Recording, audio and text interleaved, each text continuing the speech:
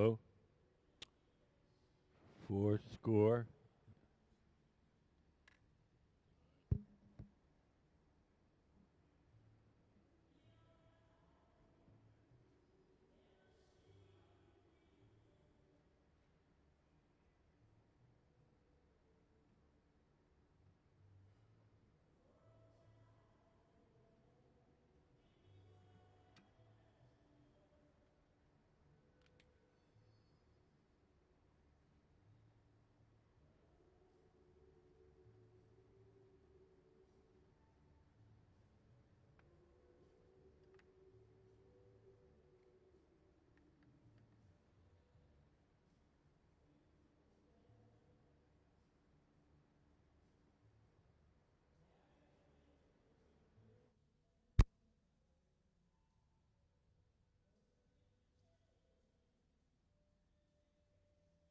Four score.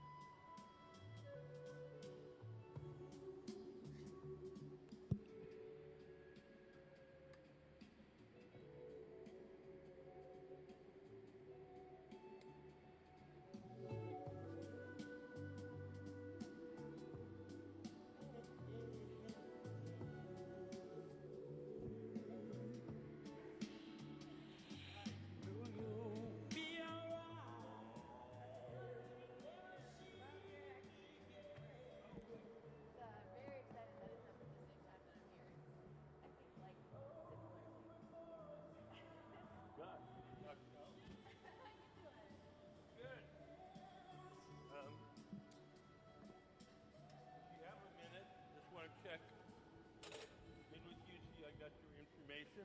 What's that? I just want to check, make sure. Where do you work?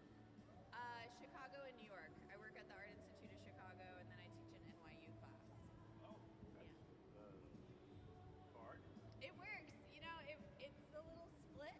Fly or take a train or drive? I usually relocate for like the semester.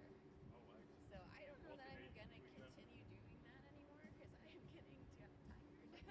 But the year before that, I flew out and would stay with a friend for 8 days so that I could get 2 Tuesdays in each flight from New York. It was not, I don't know, was it not worth it? It was not like my favorite thing to do, you know, and like I can't afford that anymore, so yeah.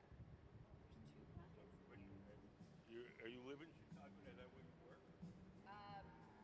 Yeah, I work at the Art Institute of Chicago, so I work there. I do summer intensives, I do winter intensives, and I do fall in Chicago.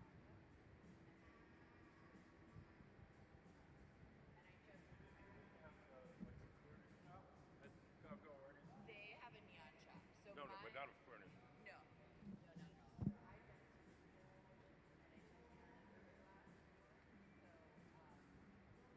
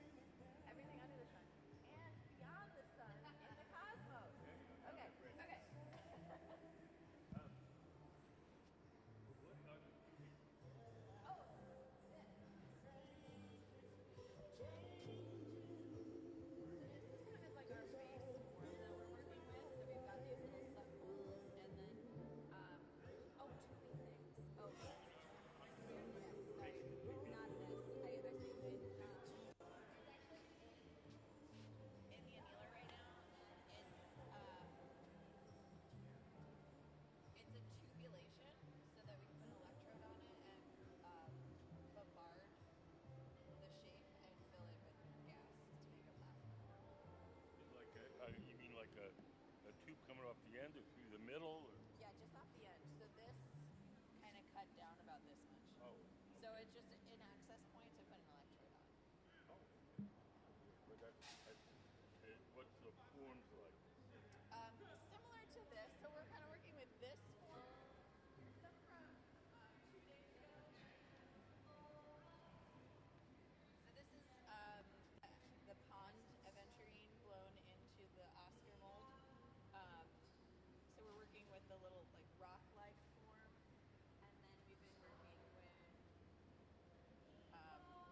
like suck bowl with the jets, and then Sarah's been finishing these off so they can fit over a small light bulb, so they'll be illuminated from the inside.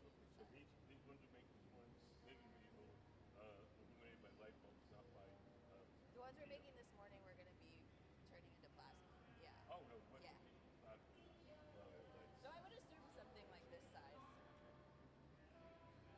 Sarah, something like this size? That's right? Okay. And I love this, like, pull out with the frit where it's like doing some space warp.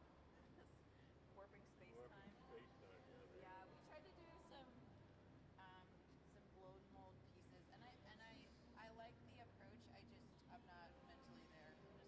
I'm not. On the wire It's thing? not feeling it. It's not that I'm not feeling it. I'm feeling it. I just like with the talent that they have. It's like this just seems like a 45 minutes of like let's not do that. And then I've been applying. So I have a lot of dichroic frit and then a lot of opal glass. So if I got any kind of colored glasses, usually it's like black opal, or it's like I think this is vanilla opal.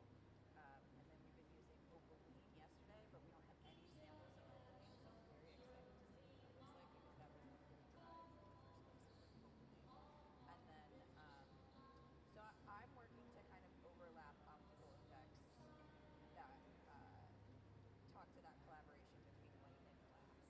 And maybe I should just show you my notes for the interview because I think that might be helpful. You're the first person I ever heard of make notes for the interview. Oh, I would like to be prepared. Hi.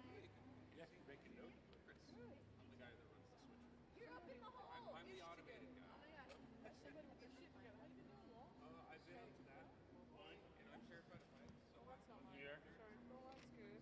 That's good. What are you looking for? I'm looking for like a piece of tape, like a sliver of tape. they can move them. So that little thing where the projector shadows flat. Oh yeah, yeah. I don't like it personally because it feels like really stupid. Okay. I'm afraid of heights, so I'm sitting there, I'll be like, Yeah, that looks like fun. so. Yeah. That's like the nicer way to go up there is just get the lift up There's there. an elevator. No. I've used the, like the lift and raise the scissor lift. Oh. And I raise myself up to a platform, just walk on because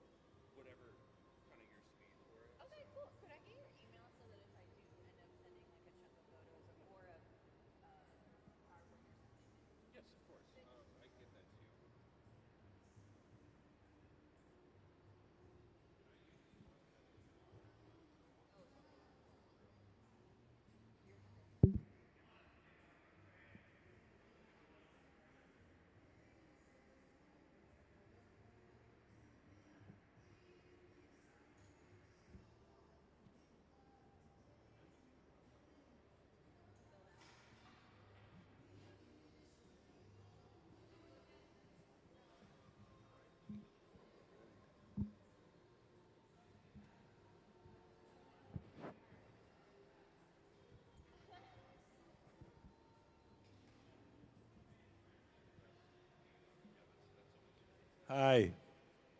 How are you guys? Good. Have you guys been here before? Okay. We'll get you started. Everything that we make here starts out in our glass furnaces. The glass furnaces are the machines where you see the doors closed. There's two of them, one on each side. Inside the furnace, there's a big ceramic pot. In that ceramic pot is 1,000 pounds of melted glass. We keep the melted glass at 2,100 degrees Fahrenheit, which is 1150 Celsius. And at that temperature, the glass has the consistency of honey. So if you can imagine a giant crock pot full of honey, that's what our furnace is like. We want to get the glass out to make stuff. We take one of those steel pipes, those are called blowpipes, and we dip it into the molten glass like you're dipping into a big jar of honey. We dip it in, twirl it around, a little bit of glass sticks to the end of the pipe. Pipe is hollow, so when you blow, the ball of glass blows up like a balloon. If you're going to make something larger, we dip it in, blow a bubble, let it harden. Then we dip it in a second time or a third time. We just keep building up the glass in layers. Once you get the glass out of the furnace, it only stays soft for a little while. So we do whatever shaping or blowing we can while it's hot and soft. And when it starts to cool and stiffen, we go to the second type of furnace, and that's called the glory hole. The glory holes are the round guys with the doors open. Those have no glass in them. They're just a hot chamber for heating and softening the glass while we're working. So you'll see them, they'll take the glass to the workbench, shape it a little, blow it a little, and they'll go put it in the glory hole for a minute or two, soften it again, back to the bench, and do some more shaping. All the glass that's in those furnaces is clear glass. It has no color. We buy our colored glass in various forms. We buy it in bars, in chips, in powders, and then if we want to make a colored object, we blow a bubble of clear glass from the big furnace, heat up a chunk of colored glass, and then we coat that initial bubble with red or blue or pink, whatever color we want the object to be. The reason that we do it that way is so that we can have any color we want anytime we want. If we were to fill the furnace with blue, we could only make blue things. If we coat each piece individually, we can make any one of 200 different colors. So today we're going to be working with Kacie Lees, the woman in the white jeans, here at the center. She's our guest artist. She works primarily in neon.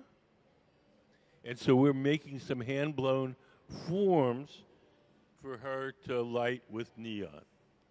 So the forms are her designs, but she's not a furnace glass blower. So she's working with our team, and they're making her designs, and then she's going to light them up. So the forms that she's working with are sort of based on astronomical phenomena. So she's trying to, this is the stuff that inspires her. So things that you might see from the Hubble telescope or something like that.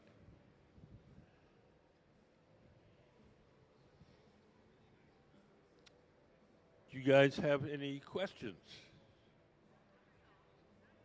Okay, so yeah, well, that's what we're here for.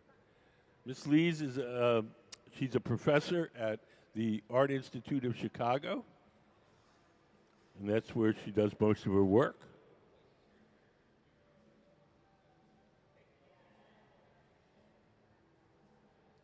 The folks that you see on the floor working the glass are our Museum of Glass hot shop team. They're super good glass blowers. They each have at least a minimum of 20 years experience blowing glass. They've made just about everything under the sun.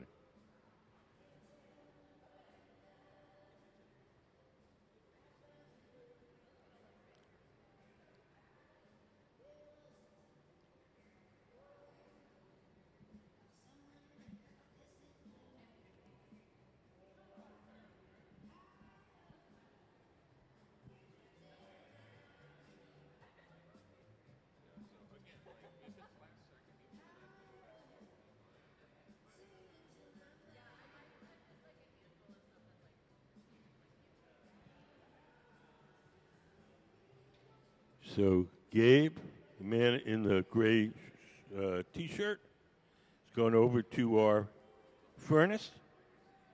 Behind that door, there's a big pot of molten glass. He's going to drip off some of the excess into that steel can. And you can see how fluid the molten glass really is. It's just like honey.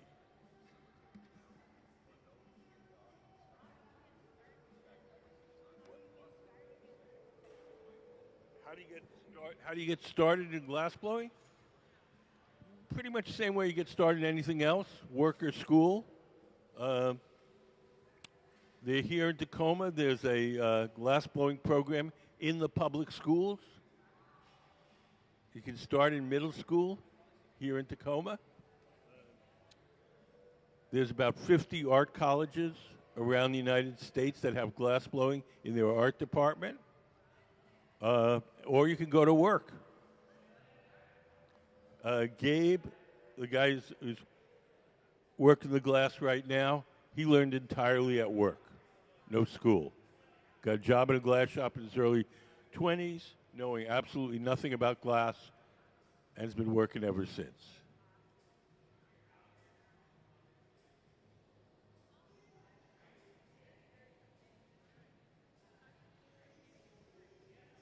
You have to speak a little louder.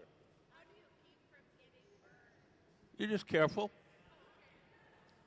There's not much. No, we don't get that many. I would compare it to working in a kitchen. Every once in a while you get a burn, but not very often.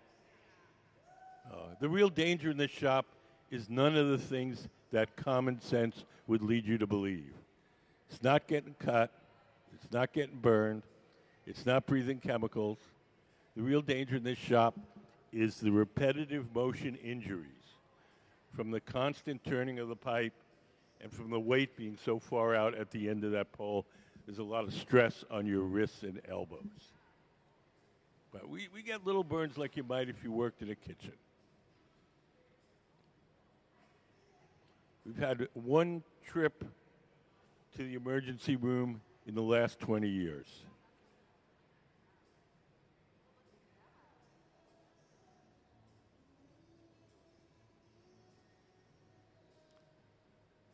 So we've laid out what's called frit, F-R-I-T. Those are little chips of colored glass. And Sarah's taken the bubble and rolling them over the little chips of colored glass, and they're going to stick to the surface. And they're a kind of special kind of glass that's coated. It's called dichroic glass. It has a little iridescent coating on it.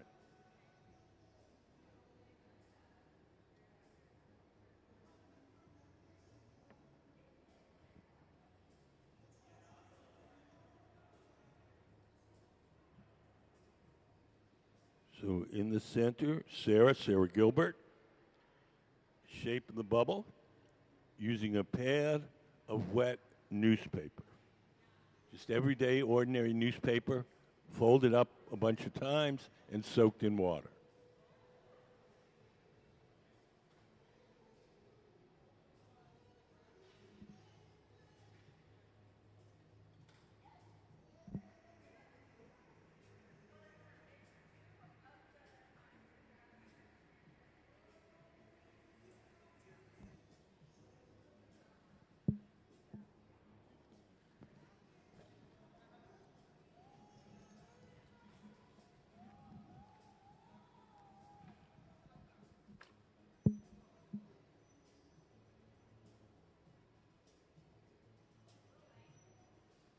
So the man seated to the left of the workbench, that's Nick Davis. He's blowing as Sarah shapes the glass. This arrangement where one person blows while the other one shapes it is very typical of the Venetian style of glass blowing. Starting in 1979, a number of Venetian masters came here to the Northwest and began teaching the young Americans. And so since that time, we work pretty much in the Venetian style.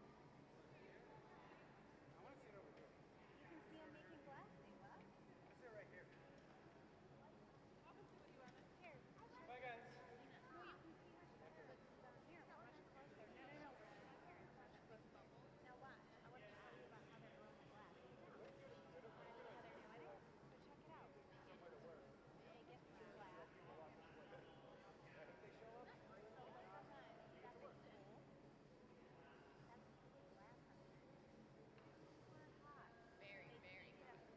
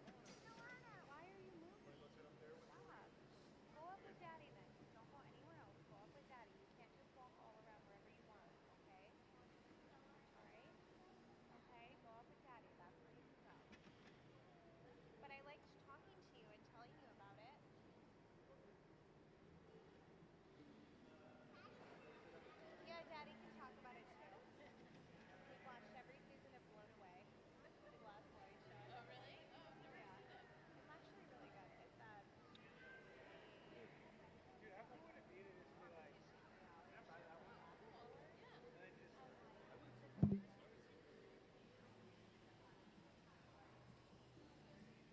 So we have two ways in which we heat up the glass. Sometimes we heat it up in the big round oven, the glory hole. Sometimes we heat it up with a torch. When we heat it up with a torch, like she's doing now, we can soften just the part that we want to shape. So we're making these abstract forms based on astronomical phenomena like nebula and galaxies. And our guest artist, Kacie Lees, is going to light them up with neon. That, of course, won't happen today. That'll happen when she gets them back to her studio. So Kacie Lees is the woman in the white jeans at the center of the workshop, and she's working with our resident team of glassblowers to execute her design.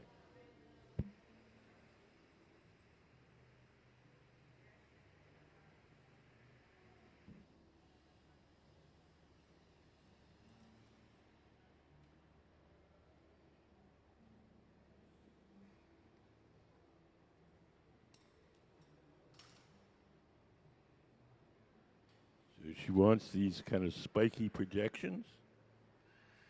We're using what's called a puntetto. We're taking a metal rod, heating up the end of it, sticking it to the glass, and using it like a little handle to pull out these pointy projections.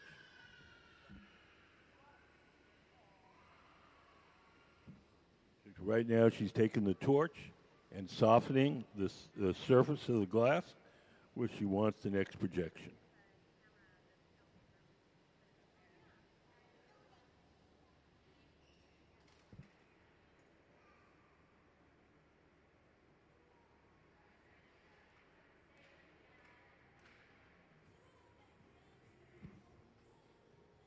So we stick this metal rod, the punty, onto the surface of the softened glass, and that allows us to grab it temporarily and pull out the projection.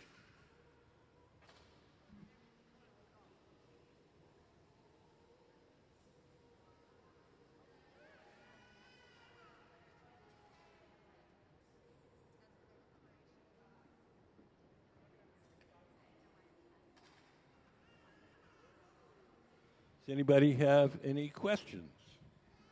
Yeah. Nope. We have guest artists. When they make stuff, they take it with them, and they do whatever they want with it.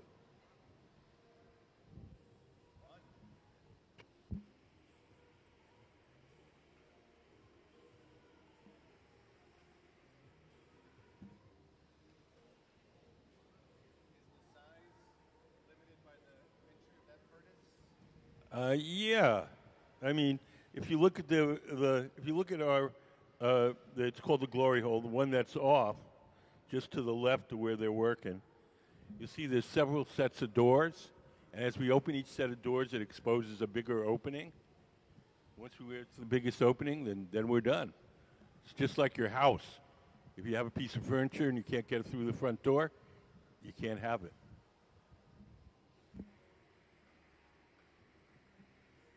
We're not trying to make the biggest thing possible. That's not our goal.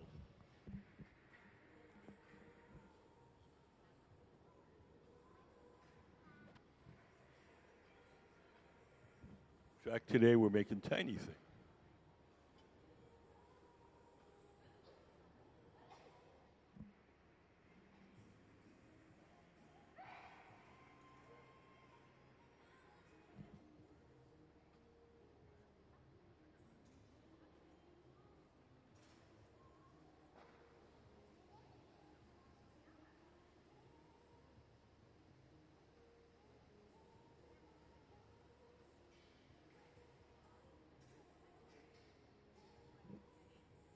We put up some of Kacie Lee's artwork up on the big screen. So Kacie Lee works a great deal in neon. She teaches neon at the Chicago Art Institute and also at NYU and Urban Glass.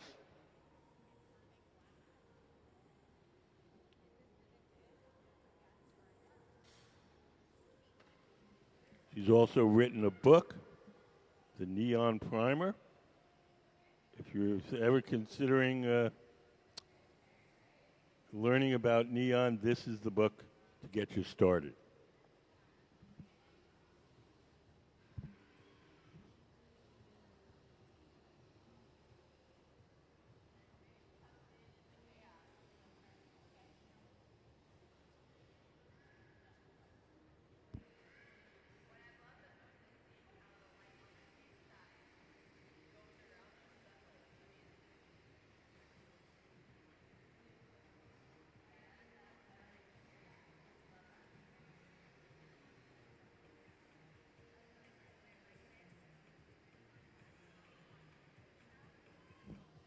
The torch in Sarah's hand is a propane and oxygen torch.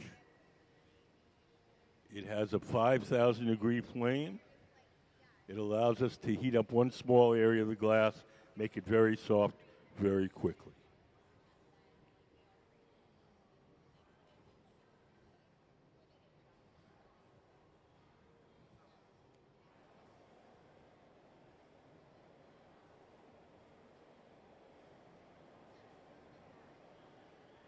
While we work on making the projections for this form, we have to make sure that the glass that's wrapped around the end of the steel pipe stays warm so it doesn't crack. So occasionally you'll see them take the big torch and warm it up, and it will crack.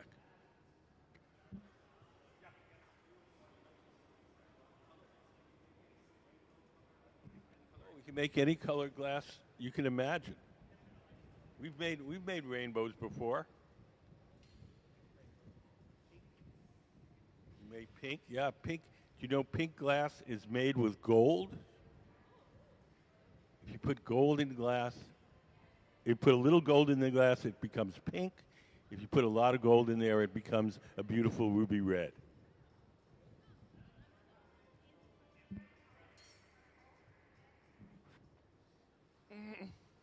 Not really.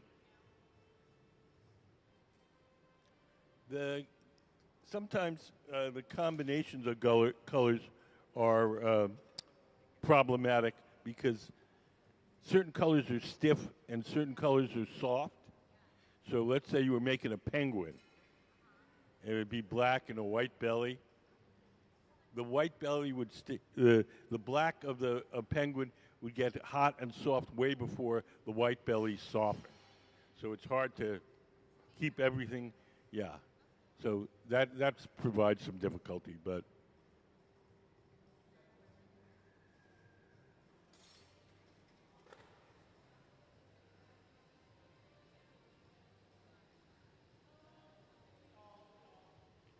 So this form that we're making for Miss Lee's is just a gray, a transparent gray. This week I'm doing what's called the start, like really like our job title, ceremoniously start. Anything that they're expected to do. And I'm a gallery, but today, there's a gallery. It is consistent and uninspired. So, figuring out this guy. Okay, I've been serious doing this about 27 years. I've been about 30 years. Nick, like the one that was on the no, I like it. More than 30. It was in the 90s, California.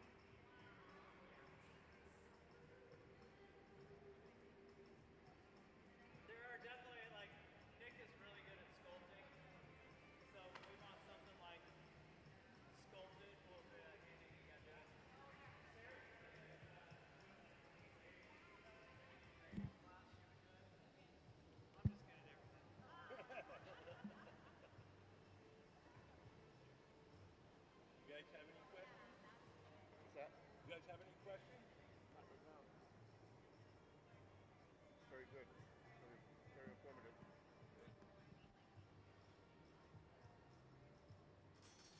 Glass blowing is a team sport. We rarely work alone. Today, leading our team is Sarah Gilbert. All the folks you see working the glass today are museum employees. They have, I'd say an average of 24 years of glass blowing experience.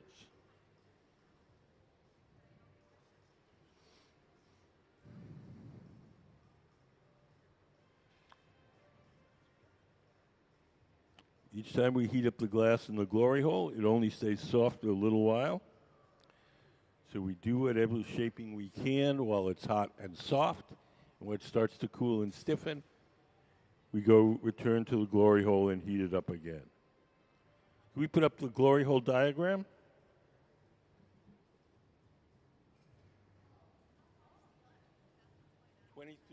degrees Fahrenheit.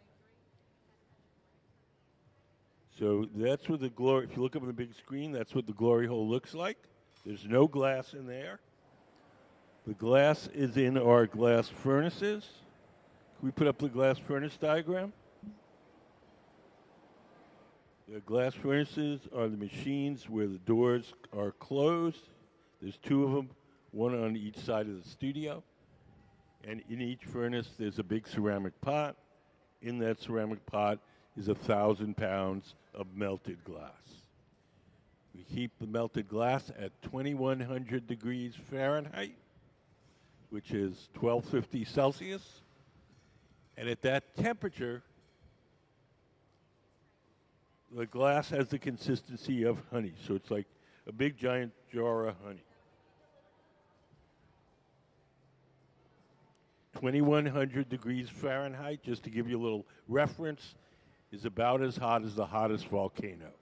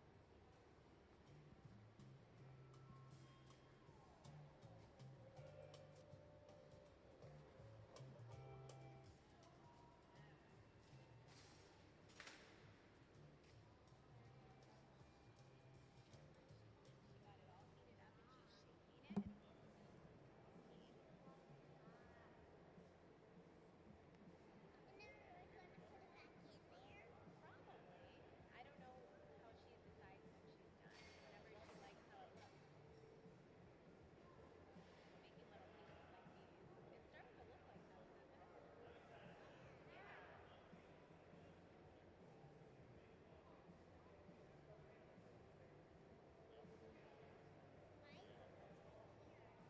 So you don't fall down. Yeah. That's so cool.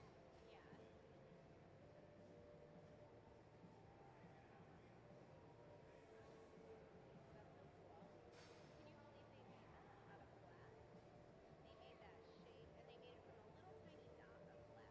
You see how there's a big hole? They blow into the hole to blow it up like a bubble. And that's how it became a bubble like that. Those are her tools. Oh, what's in her hand? That's called a blowtorch. It's got fire. Is that hot? Ooh, so hot. She's heating up the part that she wants to make changes to. You're sweaty in here? Yeah.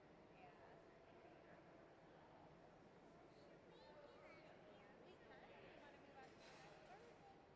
Yeah? Cool. You want to walk up? Let's keep it moving. Thank you. Thanks for coming in. Yeah, thank you, thank you. Let's go, baby. It's a museum.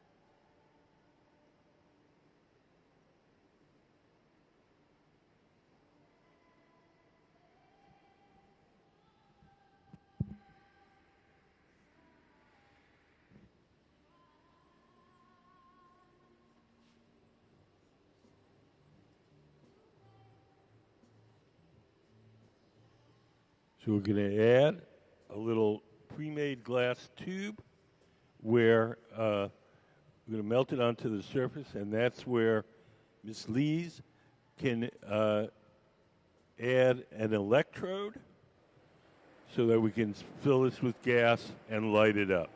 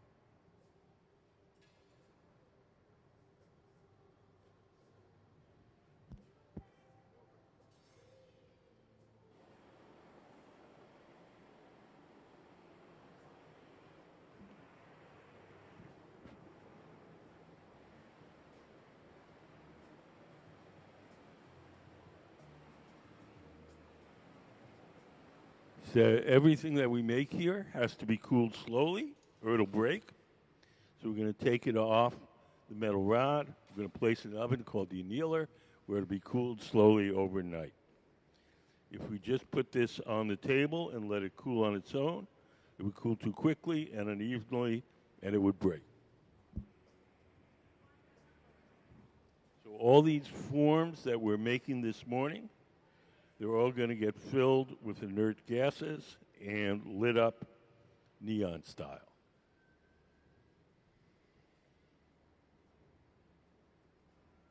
I believe the correct term is plasma. So, yep.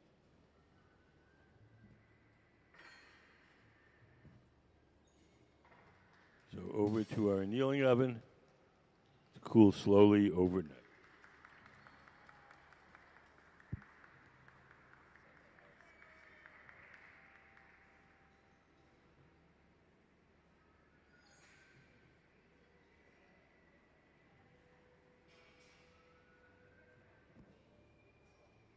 You guys have any questions?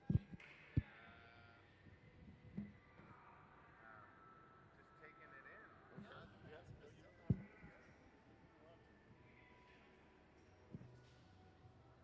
So we're going to make another similar form.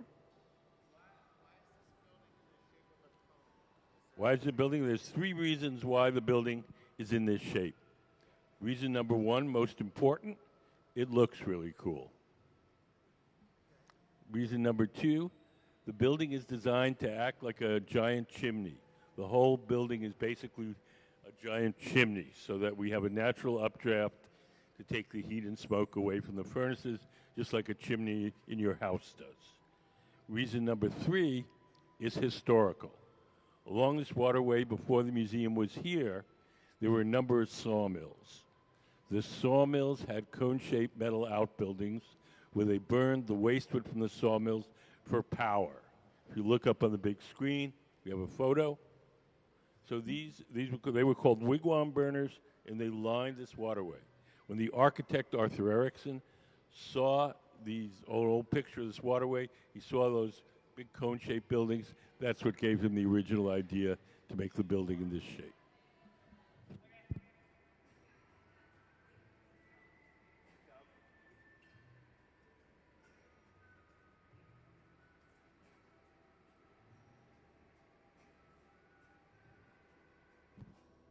So everything that we make has to be cooled slowly overnight. So we're putting the stuff we make today into that big black oven over there, that annealer. And the stuff that's going to come out of this oven is the stuff that was made yesterday. So they're still sneaking a peek at it. It's still too warm to pull out.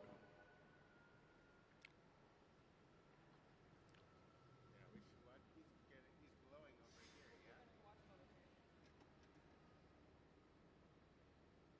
So over on the far left, yes, your left,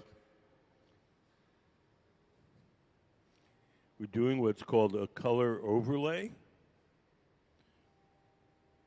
Gabe, sitting down at the workbench, has blown a bubble of clear glass.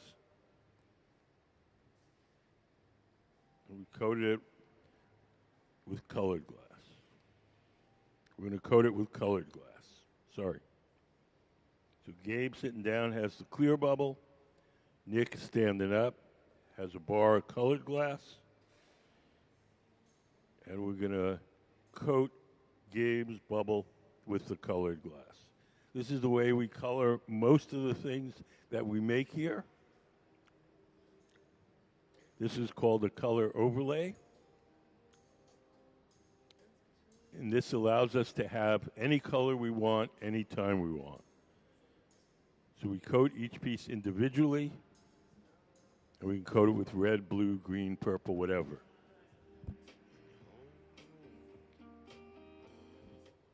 I believe the glass that we're coating this one with is gray. It's hot. All glass, when it's really hot, no matter what color it is, appears to be orange. The orange color that you're seeing is the glow from the heat, not the color of the glass. If you think about your own homes, if you have an electric stove, the burners are gray. When you turn them on to cook something, they get hot. They glow orange for a little while. Turn them off, they cool down. The orange glow disappears. That's the same physics that you're seeing here with the glass.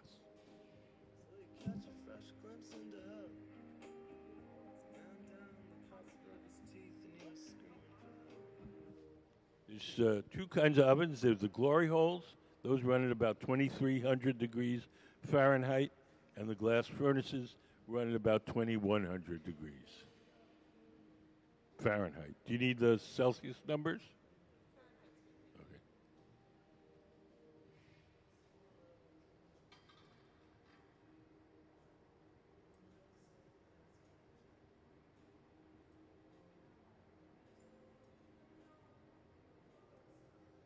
Looks like Gabe found a little bubble there. We'll pop it.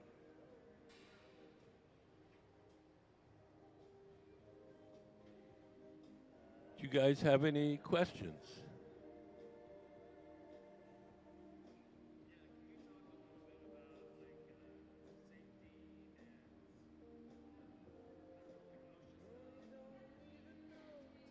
We've had one trip to the emergency room in 22 years.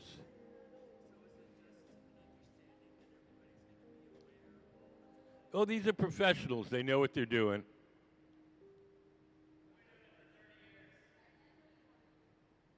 They're very careful.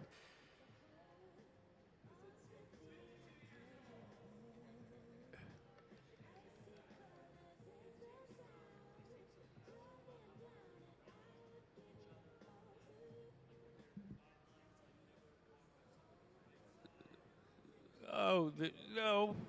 I mean, usually if you're going to go behind someone, you just say behind you. I mean, there's no fancy stuff. I could make stuff up for you, but it wouldn't, I want to try to tell you the truth. Yeah.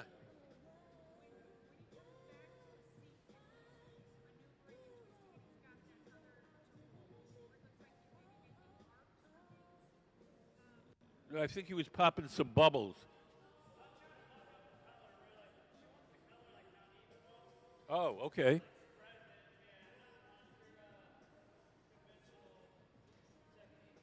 Right, okay.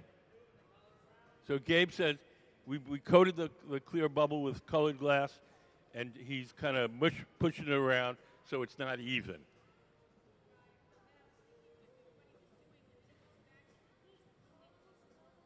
No. Glass softens slowly. It's not like water. It's not like ice and water.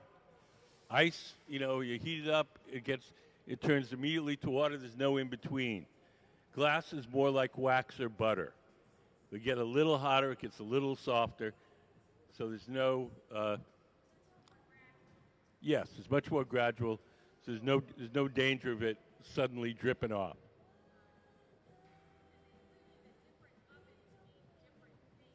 Nope, nope, nope, nope, nope, nope, nope, nope. There's two kinds of ovens. There's the glory holes, the brown ones with the doors open. Those are for heating and softening the glass while we're working. All the glory holes are the same. Then there's the glass furnaces. Those are the ones that hold the tanks of molten glass. There's two of them. They're both the same. Yeah. Tell them they want to see some dangerous glass blowing conditions. Watch the Glass India videos. Or Indian, like glass factories in India. Oh yeah, Where they're throwing the pipes barefoot. So Gabe was saying that there's this video that you can see on YouTube called Glass India. And they're walking around with bare feet and throwing the glass pipes at each other. It's an amazing thing. The only thing we ask these guys to do is they all have to wear glasses. They have to wear cotton clothing because polyester will melt, and closed-toed shoes. We have a very good safety record. Really, the major hazard in here is nothing that you would think. It's not getting cut. It's not getting burned. It's not breathing chemicals. It's the repetitive motion injuries from the constant turning of the pipe and from the weight being so far out at the end. So there's a lot of stress on your wrists, elbows, lower back.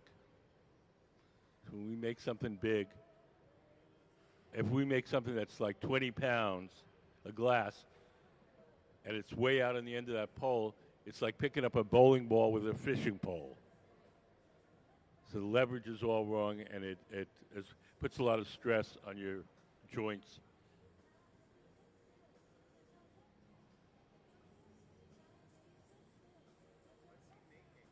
He's making some abstract forms for our guest artist, Kacie Lees.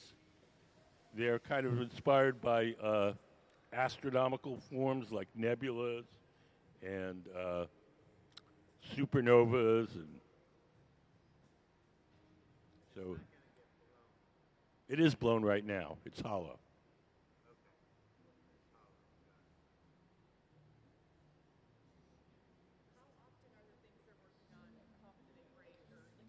Every once in a while. I mean, you know, if we were making something that we're used to, I'm saying we could make, 100 of them before we break one. If we're making, yes. If we're trying something, completely new and difficult, maybe 1 in 5. But if we're making something that we're used to making, we'd probably make 100 or 200 before we break one.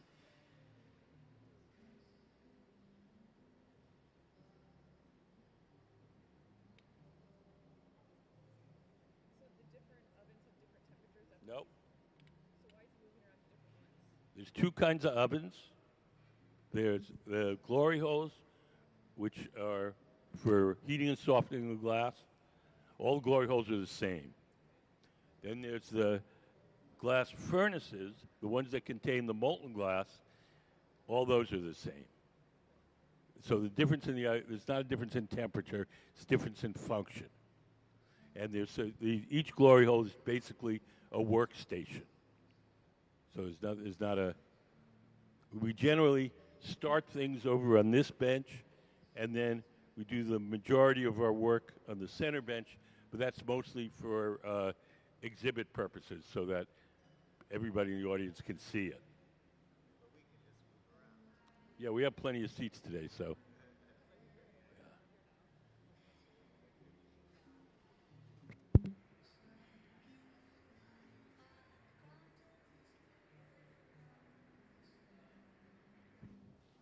Sarah's rolling over some little pieces of crushed glass called frit.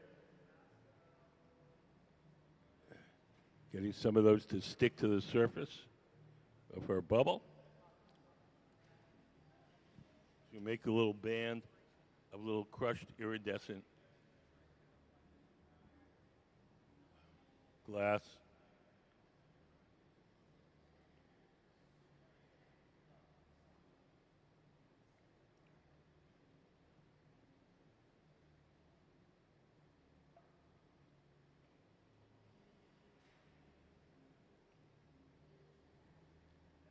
Sarah's blowing into a mold.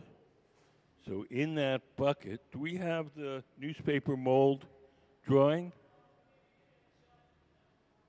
So if you look up on the big screen, we have just wet pieces of newspaper crumpled up inside that plastic bucket. We hollow out a little hole in the center, and we blow into it, and we get a kind of a rough, kind of rock-like shape.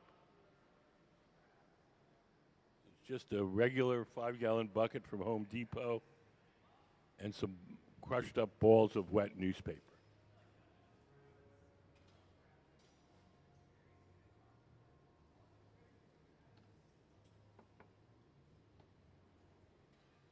Thank you, Chris.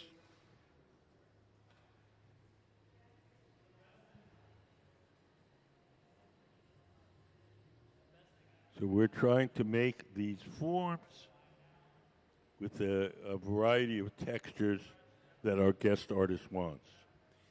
Kacie Lee, our guest artist, the woman in the white jeans. She's our guest artist Wednesday through Sunday this week. And she's working with our resident team of glassblowers to make her designs. Kacie is more of a neon artist, and all these forms that we make today are going to be lit up with neon. But that will happen at her studio, not here while we're working. So we're making these different custom forms based on kind of astronomical phenomena. And she's going to take them back to her studio and light them up.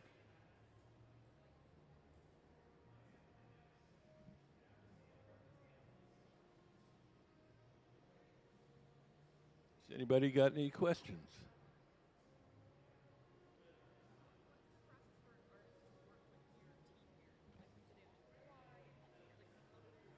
Most of the artists that work here come by invitation. We invite them. We keep a certain amount of slots open for folks to make proposals. Not all of our artists are glass makers. We've had poets and painters, Native American basket makers. If you come and you're not a glassblower yourself, our team they come up with ideas and designs, and our team will make their designs. Yeah, like a designer,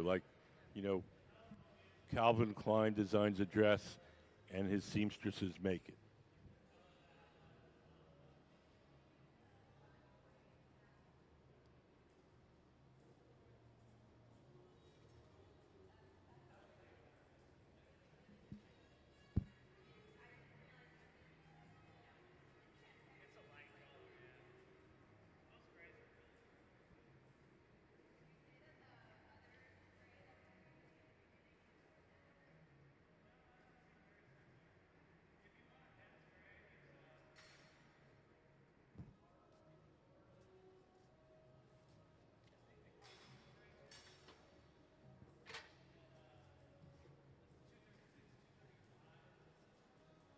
So we're going to transfer the form from the rod it's originally blown on to a second steel rod called the punty. The second steel rod will hold it from the bottom while we shape the top. Sarah will drip some water where we want the glass to break, give the pipe a tap, and off it comes. So now the top is exposed. The top can now be heated and shaped.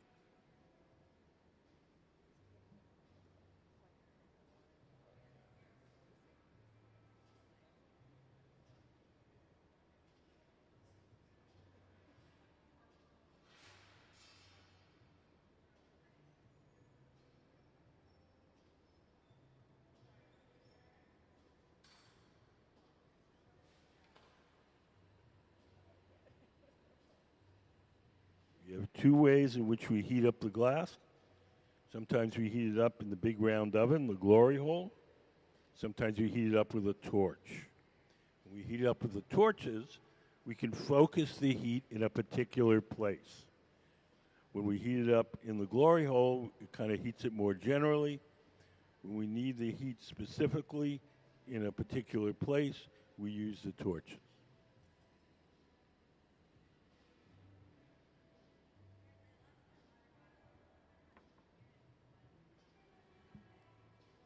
Hi, how are you guys? Do you guys have any questions? Yeah. Oh, okay.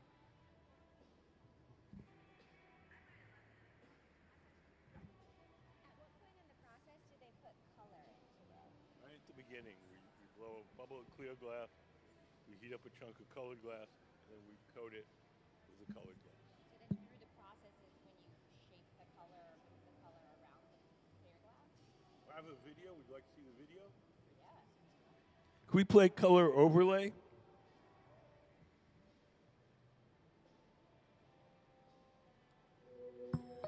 The color in glass comes from adding various materials to the mixture of raw ingredients called batch. Most of the colorants are compounds containing some kind of metal. For example, adding cobalt to clear glass creates a deep blue. Tin and antimony can be used to create white glass, and gold chloride can produce a rich red or pink colored glass. Colored glass is melted in furnaces, just like clear glass, and then is usually rolled into bars for storage and easy application.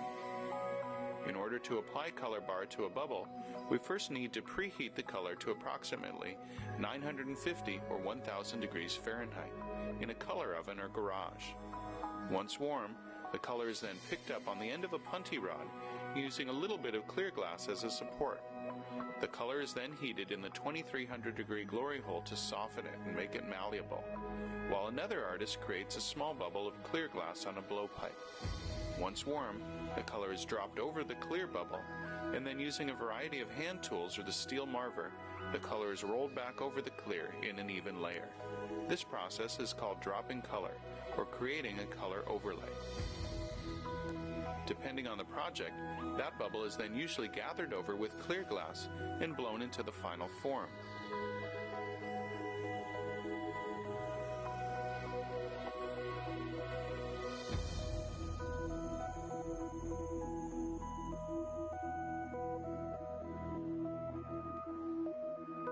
The finished product may appear to be all made from colored glass, but when viewed in cross-section, we can see that there is only a thin layer of color sandwiched between many layers of clear glass.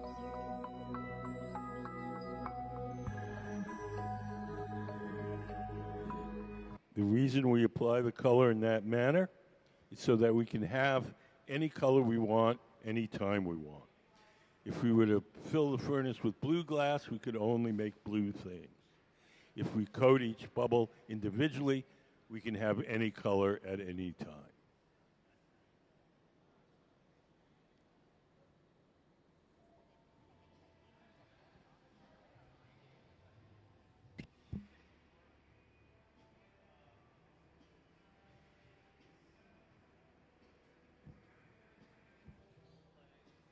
And we're going to add a little clear glass tube to this form, and that's where Ms. Lees is going to attach the electrode, which will light up the plasma gas in the form. So all these forms will be illuminated. That's not going to happen. That will happen after they're cold and go back to Ms. Lee's studio.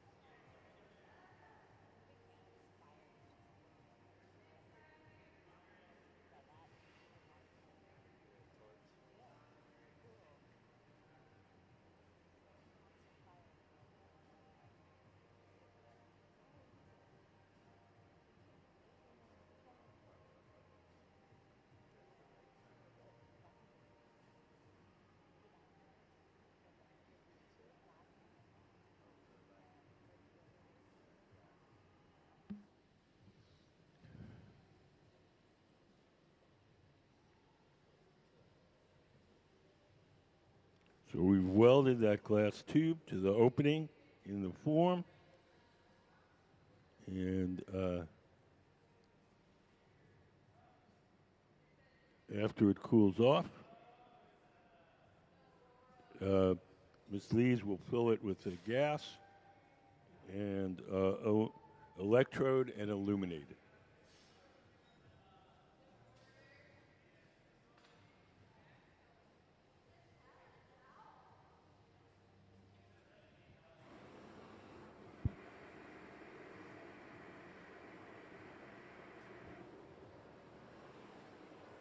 While we work on the form itself, we have to be aware of the glass that's wrapped around the end of the steel pipe.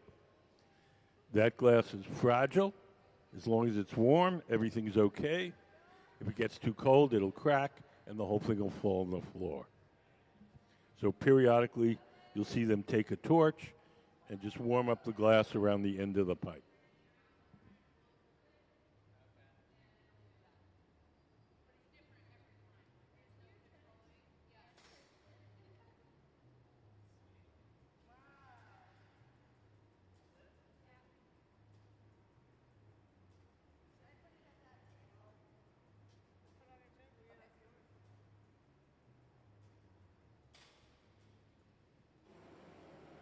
Everything that we make here has to be cooled slowly or it'll break. So we're going to take it off the metal rod and place it in a special oven called the annealer, where it'll be cooled slowly overnight. Each day we heat up the annealer to 925 degrees. We place all the objects we make during the day in there, and then at night the oven has a little computerized thermostat that slowly turns the temperature down to room temperature overnight. So today we're putting the finished pieces in this oven over here. You see the oven that's open on the opposite side. That's the stuff we made yesterday. Yeah. Is it okay to lay it flat? Will it flatten itself? No. We don't put the glass away until we feel it's cool enough to be hard.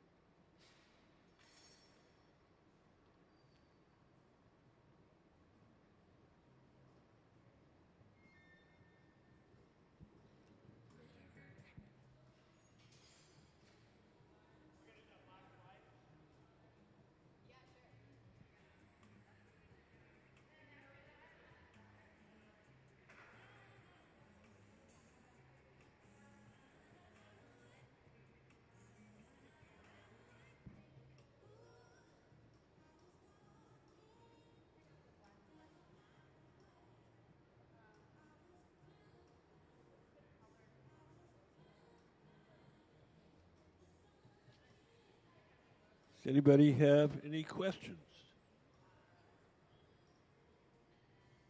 Glass itself is made out of three main ingredients: sand, soda ash, and lime. Sand is the bulk of it. It's mostly melted sand. Soda ash is sodium carbonate. It's a chemical which acts as a flux and lowers the melting temperature of the sand. And the lime is calcium carbonate, and that stabilizes the mixture chemically. We throw those three ingredients into the big furnace, cook them overnight. They all melt together and make glass.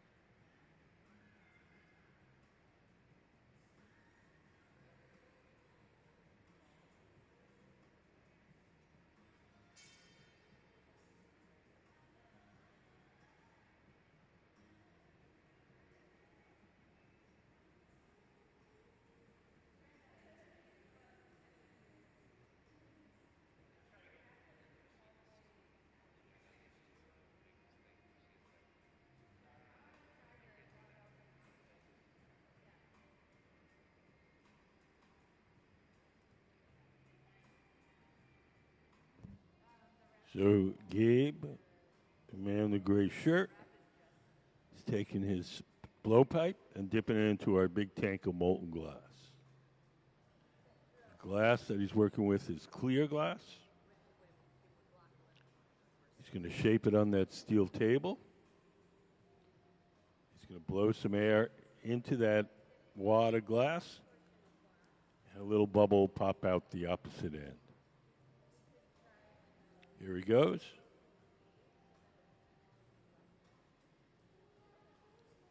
Nick, the other guy heating up glass, he's got the colored glass. Looks like it's half white, half black.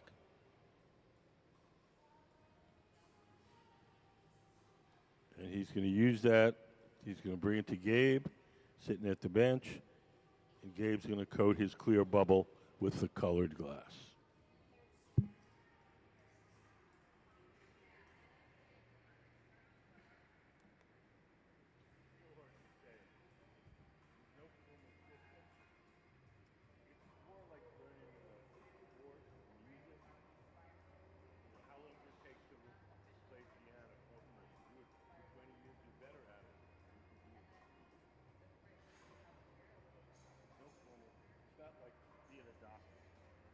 Doctor was, 4 years of college, 2 years of medical school.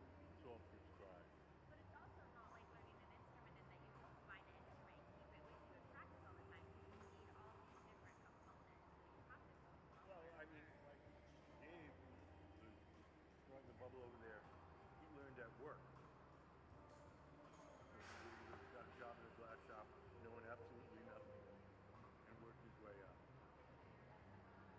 So we did it all. And this, what you're seeing here also, is misleading. This is probably the most deluxe setup possible. If this was a house, this would be a mansion. You could also blow glass in a shack.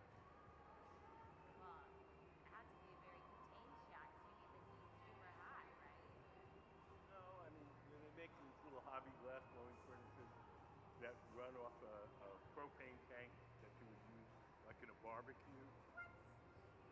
And you can roll them out into your driveway. Yeah, they're on wheels. And you get a barbecue, and they hold maybe 50 pounds of glass. Our furnaces hold 1,000 pounds. So you're looking at the most deluxe setup possible. Dani's not taking home parents for the Stargates of Yeah, Glasgow. yeah. No. But, yeah, I mean, a lot of people have craft businesses, you know, where they make glass to sell, and they have one 200-pound tank in a little shop on the Oregon coast. This is like, you know, this fancy. Humidity or humid weather mess it up? What? Does humid weather mess up the process? No. There's certain, when you're cooking up certain colors of glass, humidity could affect it. But for what we're doing here, no. Okay. It just the only way it affects it is it makes it awful to blow glasses. Because it can get up to 120 degrees in here. Hard for the heat to maintain. That makes sense. Well, I mean, hard on the glass blowers, Oh. not on the equipment. It's hard on everybody. I hate humidity. We're in the Northwest, so it's rarely that humid here. I don't know if you're local. I'm from Virginia.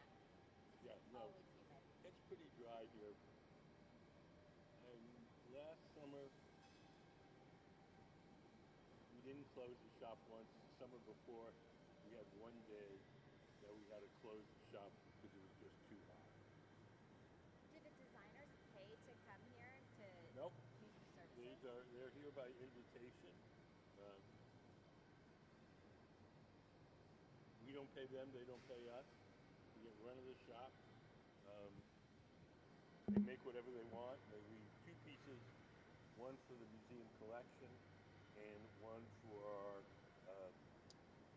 annual auction. Everything else they take home with them. Oh, that kind of works out then. You guys can auction it and make money for the museum. Yes. That's awesome. And we have a collection. You'll see there's an exhibit out across the hall. It's called Out of the Vault. And so all those things in that exhibit are from our collection. We have about 2,200 pieces in our collection. Wow. Yeah. Question. He drops the color on the glass, but then when you put it in the blast furnace, it got size like bigger when it came out. Well, we coat the initial bubble with colored glass. Yeah. Then we keep it in the big tank of molten glass. We get another layer over that. Okay. And then when we blow it up to like a balloon. Okay. Well, it was big before it went in the blast furnace. It was smaller, and then it came out. It was bigger. Glass furnace. Blast furnace. Oh, before it went in the blast furnace, it was smaller. Then Yeah, it came because out. we It was bigger. coated it. Can we put up the glass furnace diagram?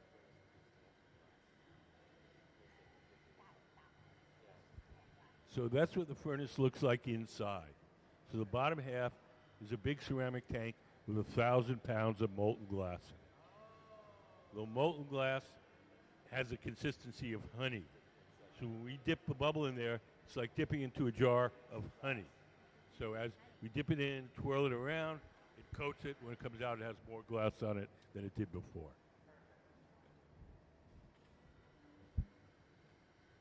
right, we gotta go to the museum. Thank you, sir. We're gonna go look at the museum. Is everybody in here?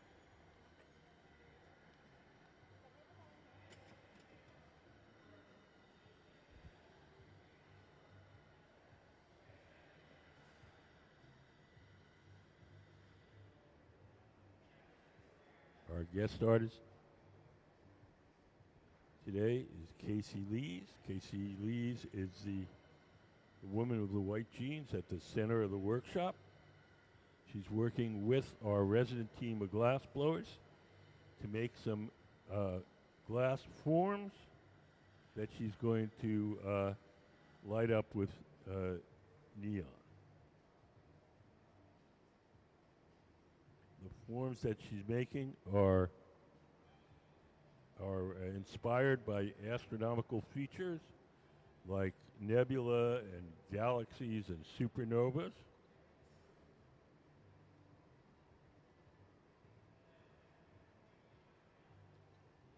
And Miss Lee is a talented neon artist, but not a furnace glass blower. So everything we're making is designed by her and being executed by our resident team of glass blowers.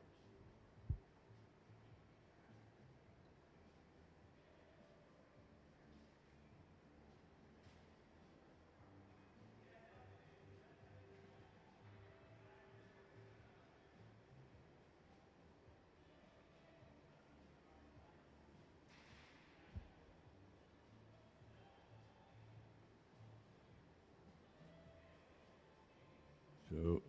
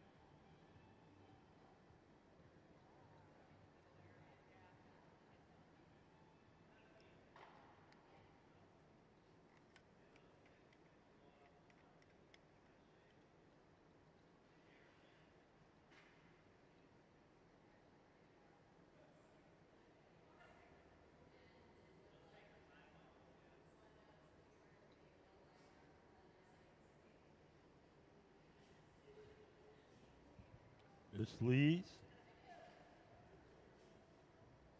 is primarily a neon artist working with neon. She's authored a very comprehensive book called the Neon Primer. If anybody's interested in learning neon or wants to do neon work, this is the book to get. And I'm sure we have one in the store.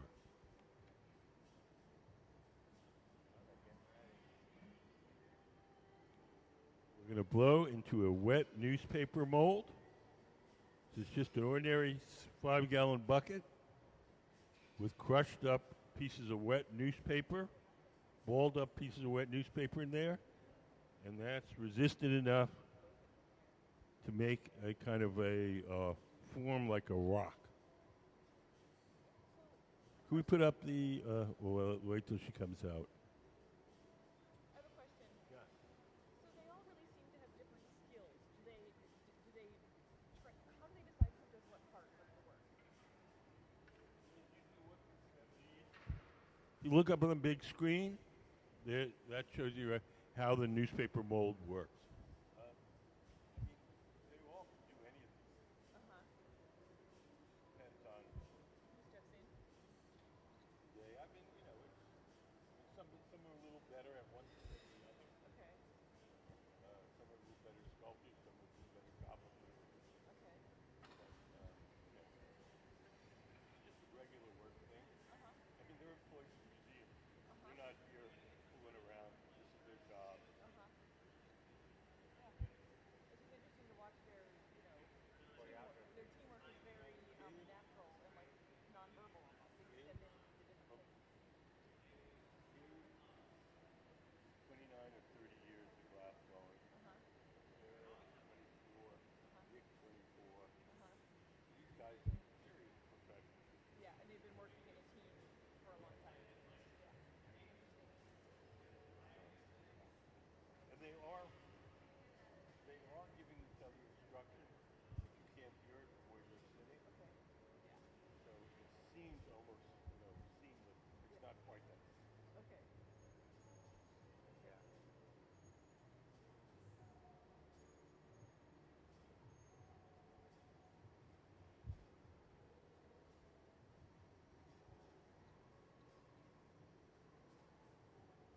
You can see. We put up the newspaper, wet newspaper mold again. So this is how we got that shape. So you have the 5-gallon bucket, and we crumpled up pieces of wet newspaper and hollowed out a little part in the middle, dropped a bubble in there and blown, and that's enough to give us this rough rock-like texture.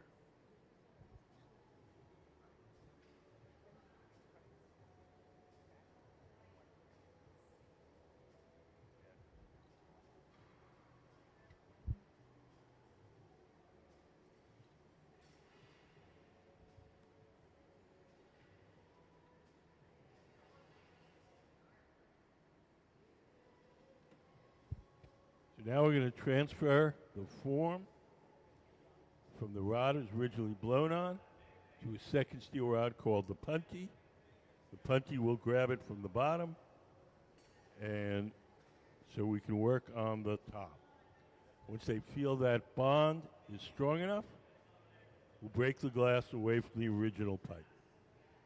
We'll drip some water where we want it to break, give the pipe a tap, and off it'll come.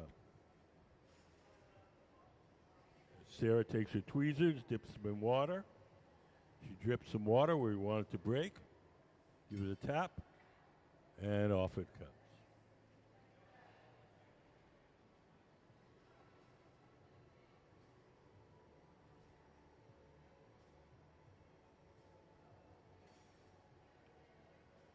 Miss Lees, Kacie Lees, is our guest artist, and she's here as our Sheldon Levin visiting artist, one of our former docents. Set up a scholarship for artists that are working with, inspired by something to do with science. He himself was a physicist, I believe, and these works that Ms. Lees is making are inspired by astronomical phenomena, nebulas, galaxies, supernovas. So she's making these forms inspired by those phenomena, and she's going to illuminate them with the various neon-style gases. We say neon, just a little note, neon is one type of gas. There's argon and krypton and a bunch of other gases. Each one shines with a different color.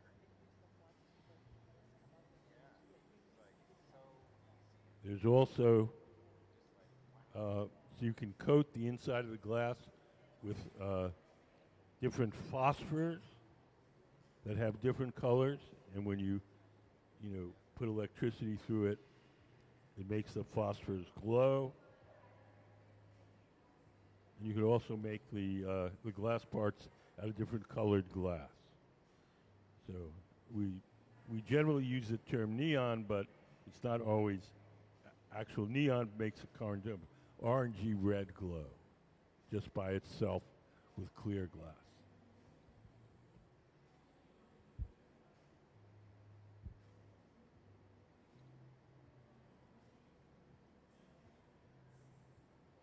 We're going to add a little glass tube to the opening, which will give Miss Lees a place to mount her electrode.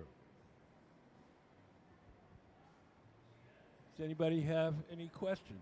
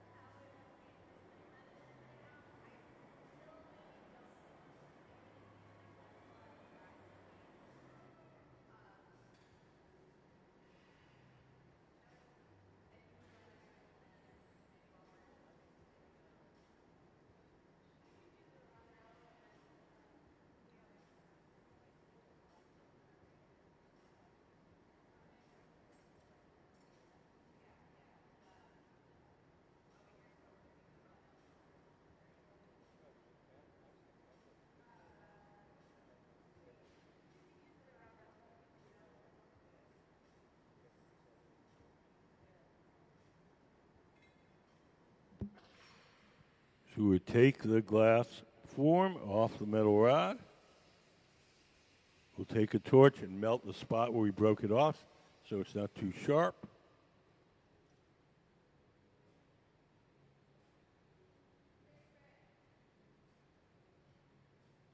And take it to our annealing oven where it'll be cooled slowly overnight.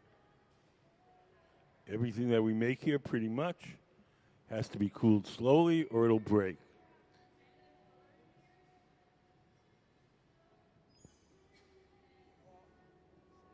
Dude, I'm about to fall asleep. We need some freaking energy in here. This music's like, oh my god. I didn't put it on. I know. Sounds like Sarah. Mellow music. Yeah, typically.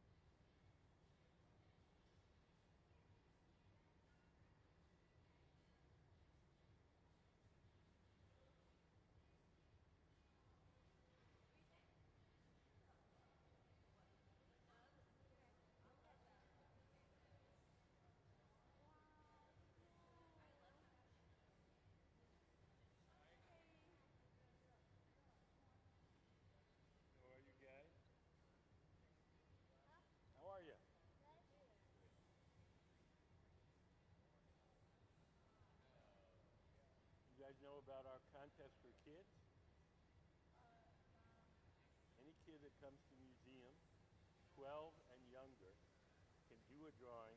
Once a month, we pick one of the drawings and we make whatever the kid drew out of glass.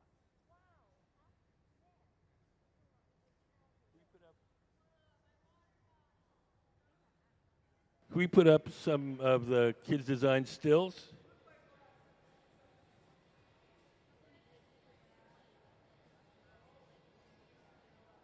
So look up on the big screen.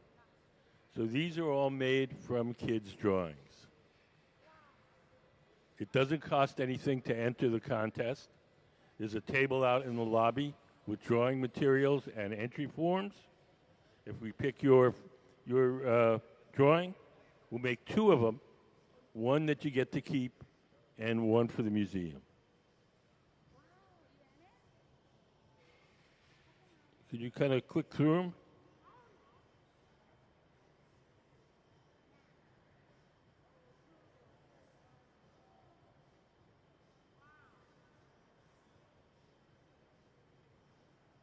So you might want to try that while you're here.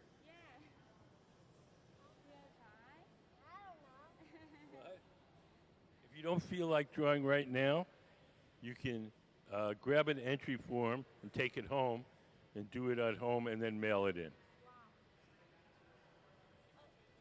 free, has we all pay money. What? It's free. Free. Oh, okay. You can try No money. it, Go. I watch it. 你可以 make it, 然后你可以 go home. Yeah, come on, please. Okay. 你做这个等下不有包保密。Grab an entry form, take it home with you. Maybe you'll feel differently when you're at home. No pressure.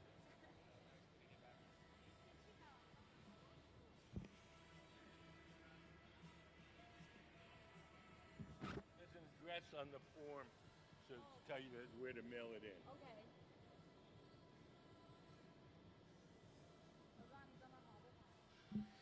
So if you just came in, we're working with our guest artist, Kacie Lees, Lees. Kacie is a multidisciplinary artist, works mainly with neon, and we're making some handmade glass forms according to her design that she'll illuminate.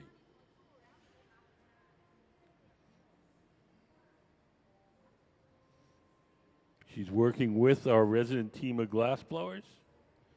So all the designs are hers, and they're being executed by our Museum of glassblowing team. We have Gabe Feenan in the gray shirt, Sarah Gilbert in the black shirt and kind of khaki shorts, and Nick Davis with the shaved head. These guys all work for the museum. They're all super talented professional glass blowers.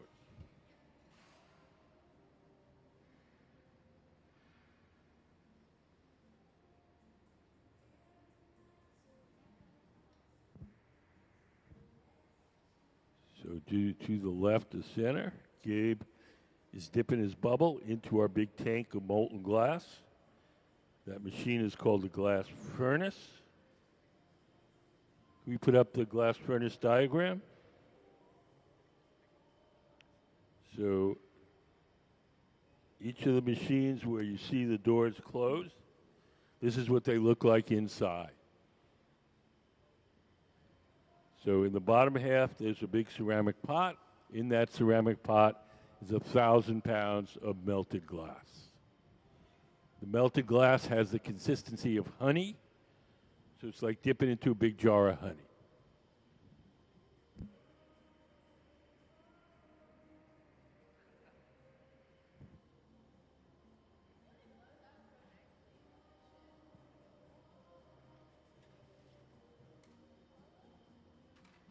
You'll notice that one of the glass blowers is seated to the left of the workbench. He's the person that's blowing. He's blowing through the steel tube, the blowpipe, and inflating the glass as Sarah shapes it.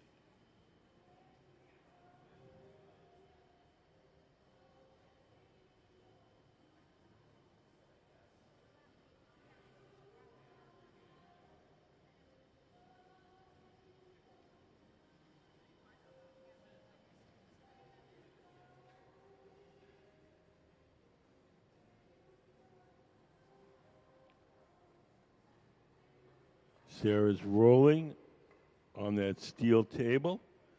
We've laid out some chips of colored glass. They'll stick to the surface. We put them in the fire, they'll melt, and they'll form a series of dots on the outside of that form.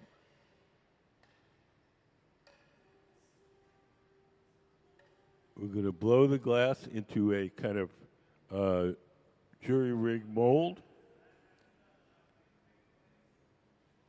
Can we put up the wet newspaper mold drawing? So we've created a mold with a 5-gallon bucket and then balled up pieces of wet newspaper. And we're going to blow the bubble into that mold and get a kind of a rock-like texture. So here we go. Sarah's in the mold. She's blowing.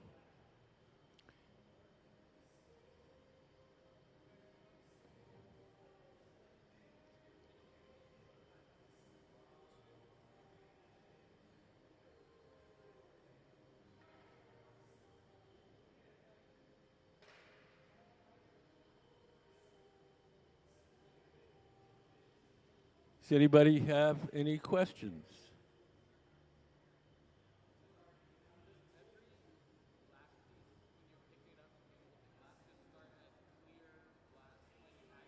It does here.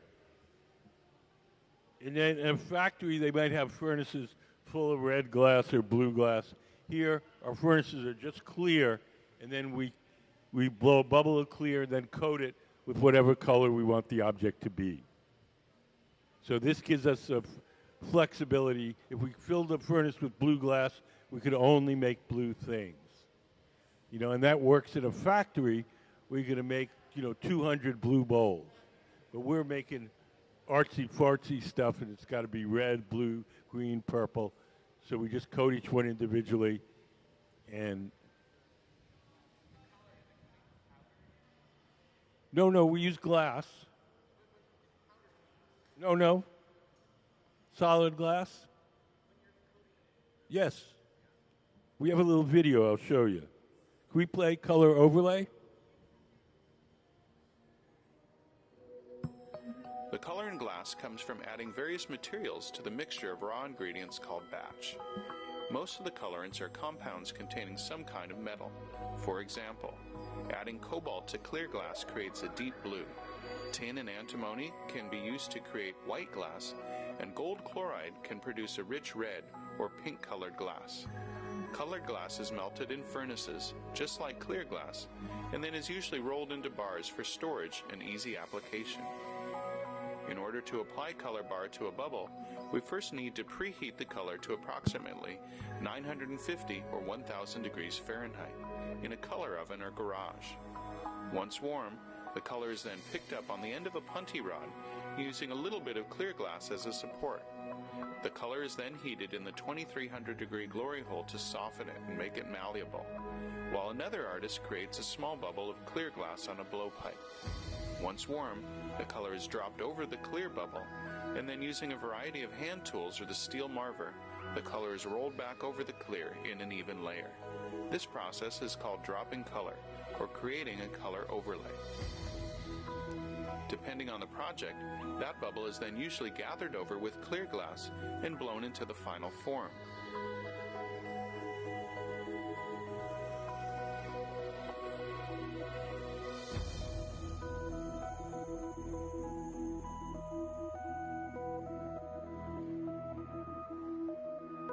The finished product may appear to be all made from colored glass, but when viewed in cross-section, we can see that there is only a thin layer of color sandwiched between many layers of clear glass.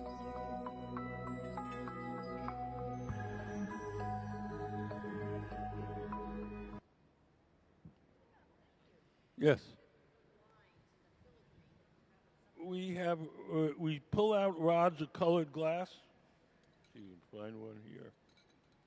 Pens. Oh, anyway.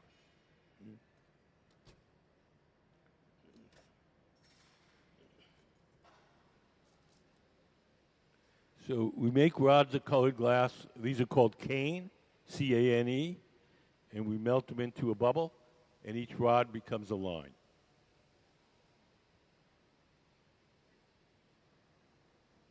Can we put up picking up cane on a bubble?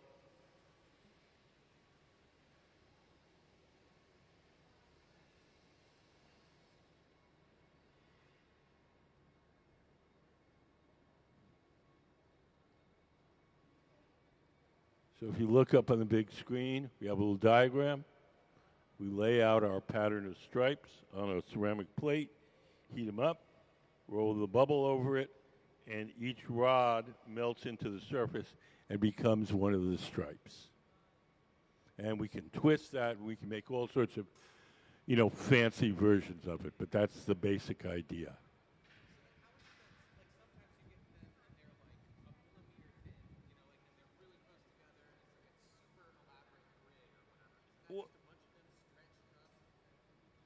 Yes, if we apply them and then we blow it up really big, then the rods stretch out and get skinny. There's a lot of, there's hundreds of different patterns, but I'm just showing you the basics, the most simplest ones so you can, get the general idea.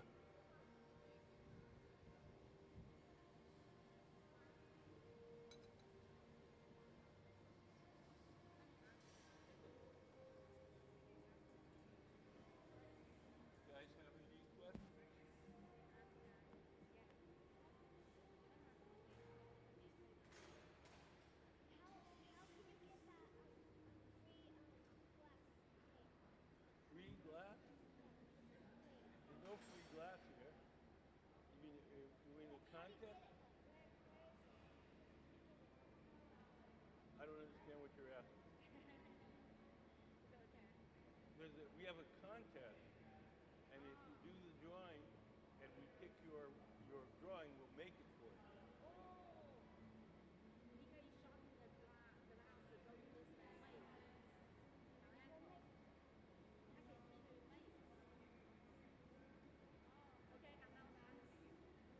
Does that make sense? So you do a drawing, just a regular drawing like you would, and then if we pick yours, we'll make whatever you drew out of glass.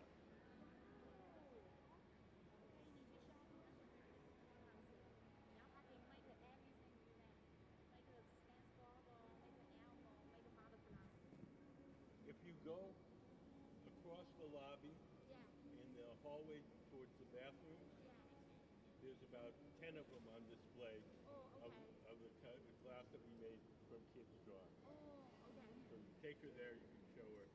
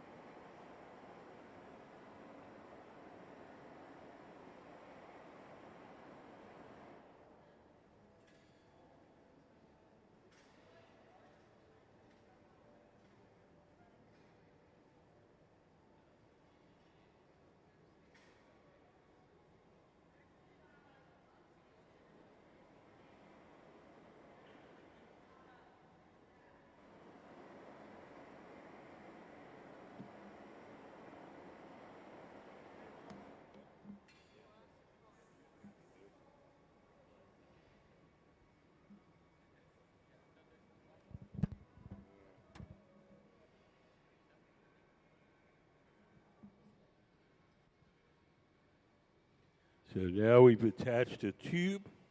That clear glass tube will be the place where we can attach an electrode. So this can be lit up with neon style gas.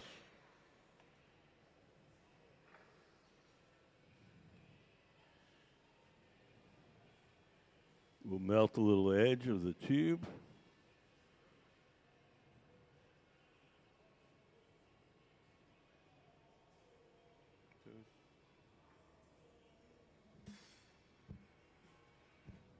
And into our annealing oven to cool slowly overnight.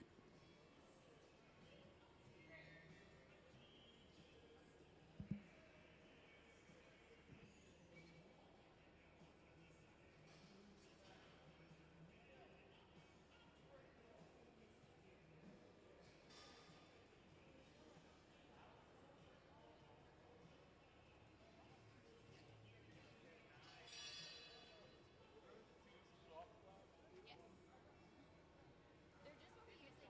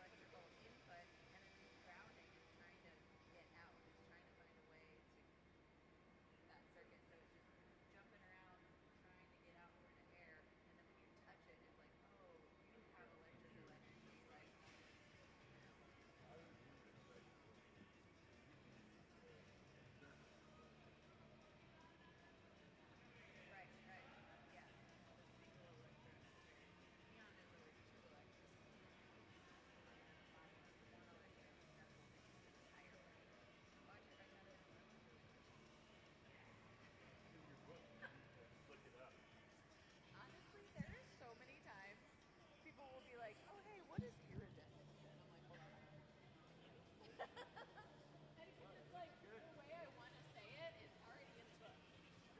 Good. Are they carrying that in the shop? Yes, I think just for while I'm out here. Although we've had not much luck with selling books. Yeah. When I was in the show here, the She-Ben show Right. in 2023, they carried the book too. So I think it did pretty well during that time. But I think it was kind of limited edition limited access while the show was going on. But they used to have a whole book section, Yeah. and they did away with them because they weren't selling them. Interesting. I wonder if that's like picture books or educational books or because There were random glass books, yeah. some of them from like catalogs from our show, I think that's generalized interesting. glass. Yeah, both of those categories, like a special exhibition or like general Yeah, knowledge. the ones back wall, they used to have a big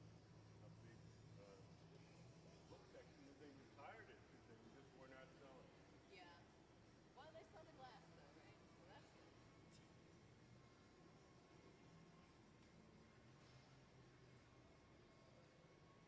So, hi everybody, welcome to the Museum of Glass. Today we're working with a guest artist, Kacie Lees. Kacie is the woman in the white jeans at the center of the workshop. And she is working with our resident team of glass blowers to make these forms that she's going to light up with neon, make a neon plasma. So we're making the forms today out of the furnace, and she's going to take them back to her studio, pump them with gas, and light them up.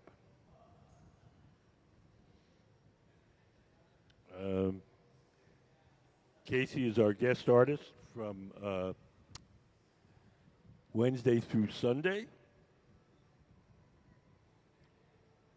As we're getting ready to make another form for her, over on the left, they're doing what's called a color overlay. One of the glass blowers, the one sitting down, has blown a bubble of clear glass. The one standing up has heated up a bar of colored glass, and then we coated the clear bubble with the colored glass.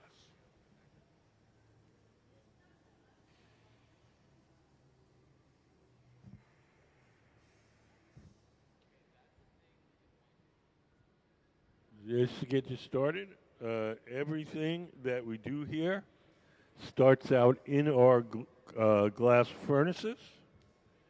The glass furnaces are the machines where you see the doors closed. There's two of them, one on each side of the studio. Can we put up the glass furnace diagram?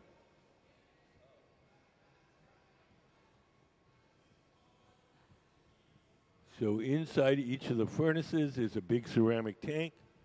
In that ceramic tank is 1,000 pounds of melted glass. We keep the melted glass at 2,100 degrees Fahrenheit or 1150 Celsius. And at that temperature, the glass has the consistency of honey.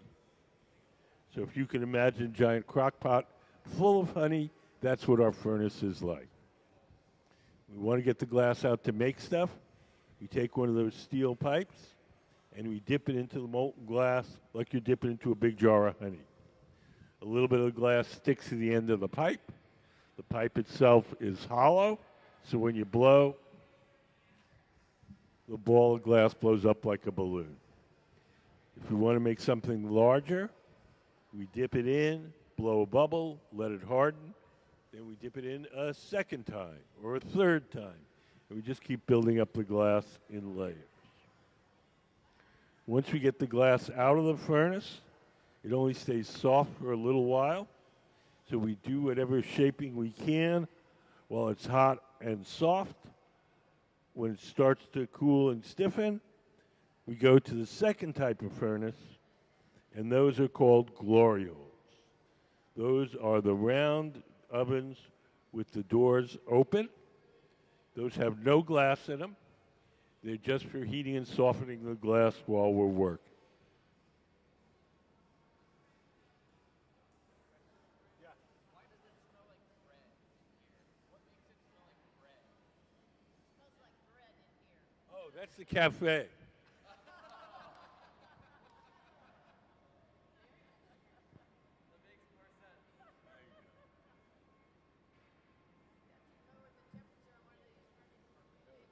We're not using any bread glass today.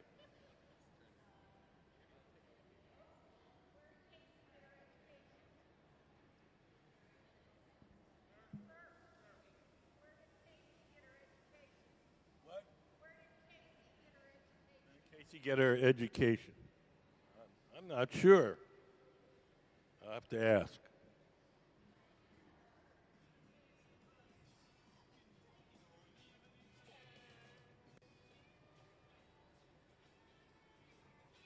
She stepped out for a moment. Well, I'll ask her when she gets back. Oh, there she is.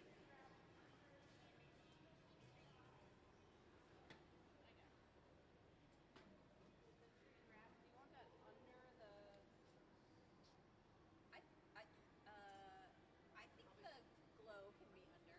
Okay, cool. That's how it is? That's how you want it to be? Yes. Someone was asking where you went to school. The School of the Art Institute and School of Visual Arts in New York. So where I teach now, and then the School of Visual Arts for grad school. So she went to school at the Art Institute of Chicago and graduate school at the School of Visual Arts in New York City.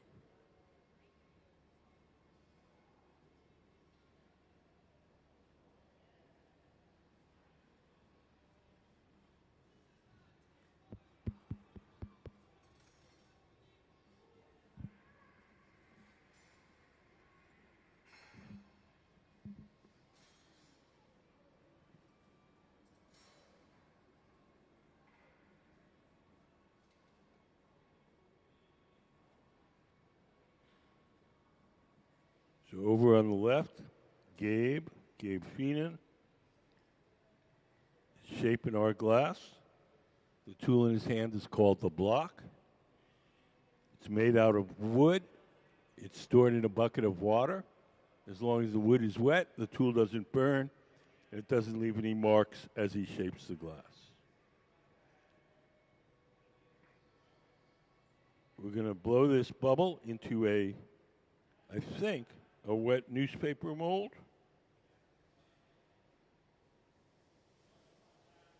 Well, I'll have to wait and see.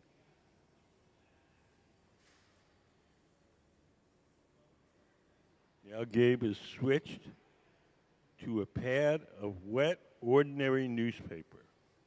As long as the newspaper is wet, the paper doesn't burn too much, and it doesn't leave any marks as he shapes the glass.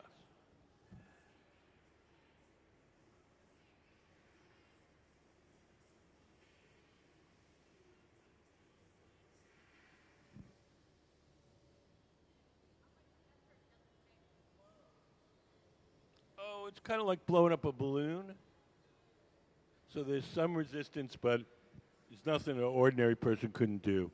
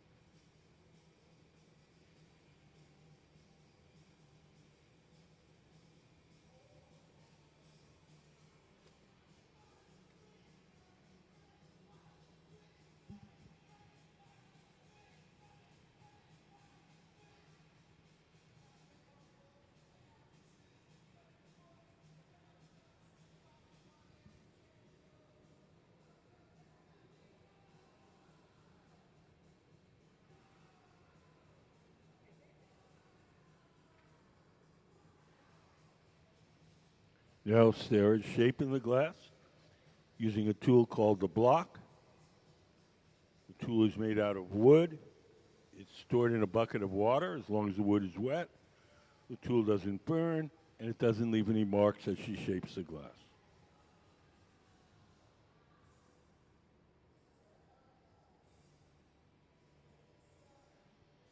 You notice that one of the glass blowers is seated to the left of the workbench. He's the person that's blowing. He's blowing through that steel tube, the blowpipe, and inflating the glass as Sarah, sitting at the workbench, shapes it. Ma'am, could you turn that light out? You're welcome to take pictures. We don't. Can you turn the light out? You can take pictures, but just don't have the light shining in my eyes.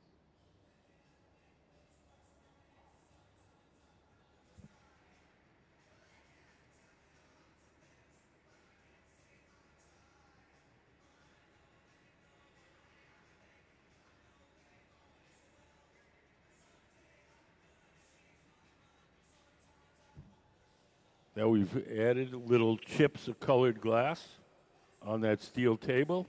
Little chips of colored glass are called frit, F-R-I-T.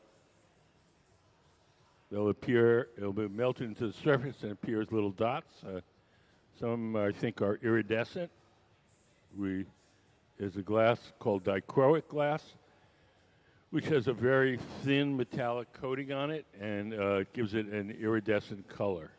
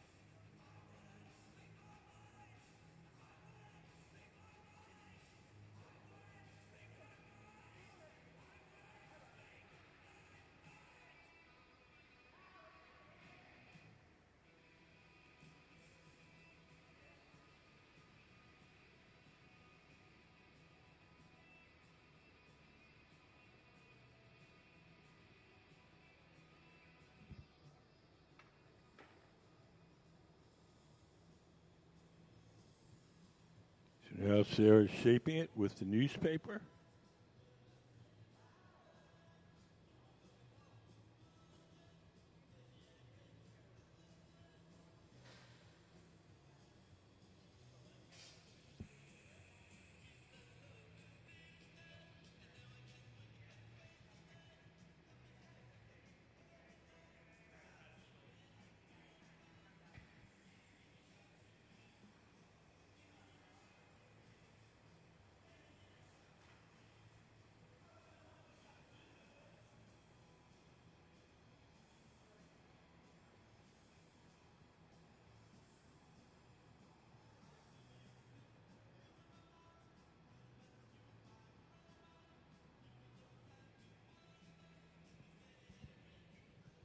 If you just came in, we have a guest artist today, Kacie Lees.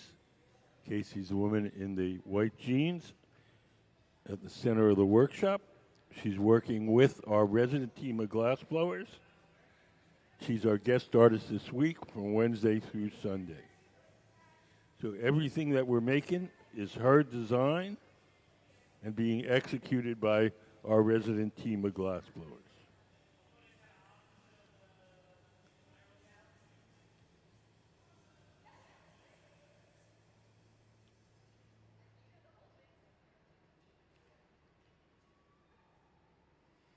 Ms. Lees works primarily with neon, so we're making all these hand-blown forms for her with various colors and shapes, and she's going to illuminate them with neon. That part will happen after she gets them back to her studio in Chicago. But what we're doing this week is making the glass forms according to her instructions.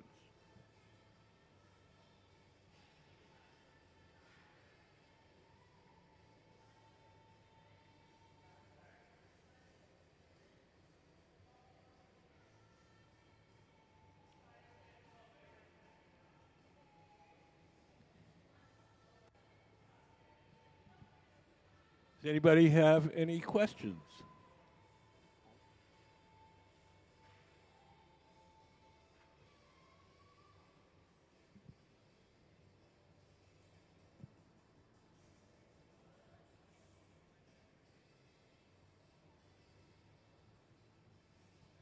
So the man seated to the left of the workbench, that's Nick. Nick is blowing through that steel tube, the blowpipe, and inflating the glass as Sarah, sitting at the bench, Sarah Gilbert, shapes it. The gray pad in Sarah's hand is just folded up ordinary newspaper soaked in water. As long as the newspaper is wet, the paper doesn't burn too much, and it doesn't leave any marks as she shapes the glass. These forms and designs that we're making for Mrs. Lees are inspired by astronomical phenomena, things you might see, nebulas, supernovas, the kind of things you would see, through the Hubble telescope.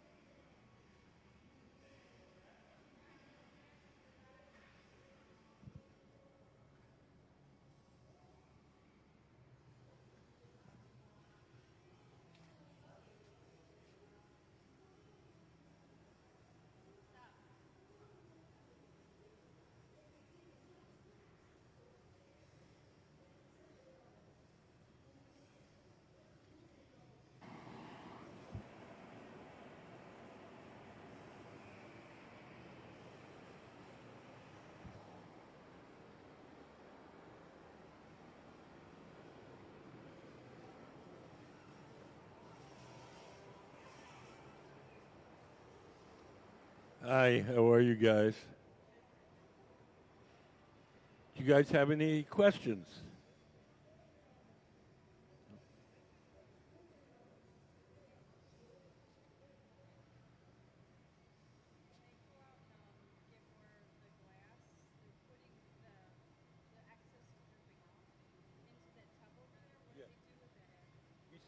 recycle it. We bust it up, and eventually it goes back in the furnace. Okay. Yeah. Because they also took a slab or something like that over there, and then Yes. they just put it back in the bucket. Yes. So it's just they're gonna recycle it. Yeah. We'll bust it up, wash it, and include it with all the new ingredients. So you might have, I don't know, 1/4 old glass and 3/4 new glass. And what are they making? We're making these abstract forms based on astrological phenomena like nebulas and galaxies, and we're making them for our guest artist Kacie Lees, the woman in the white jeans. So these are the abstract forms. They're not pitchers or bowls or vases.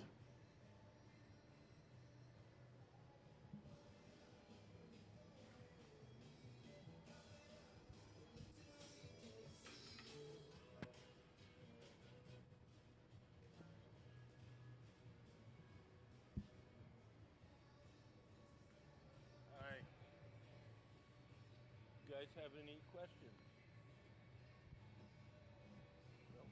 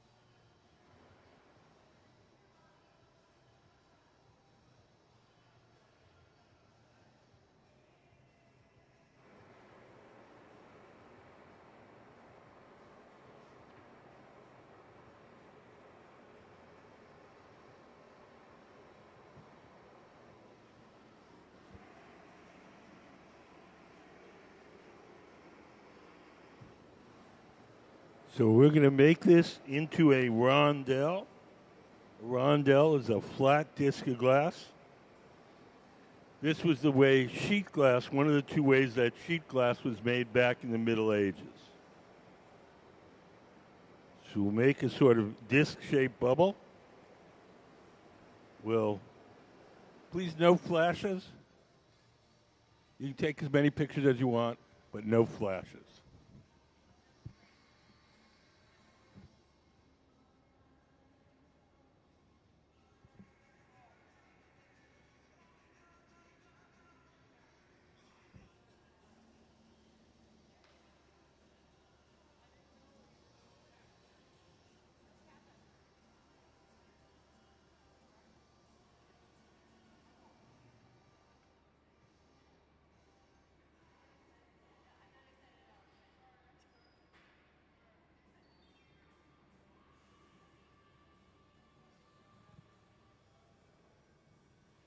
Sarah's taking cork pads and giving the glass a squeeze.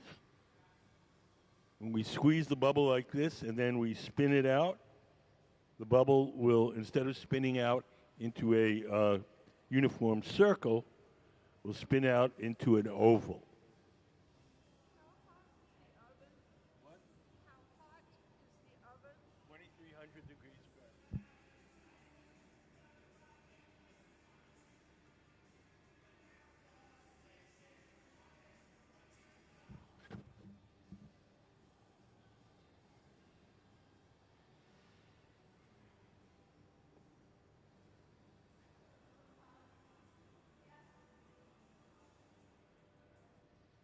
Can we put up how hot is it?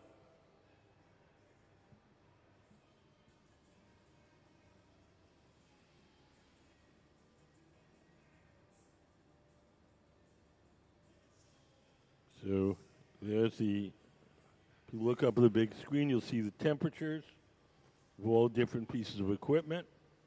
The white temperatures are Fahrenheit.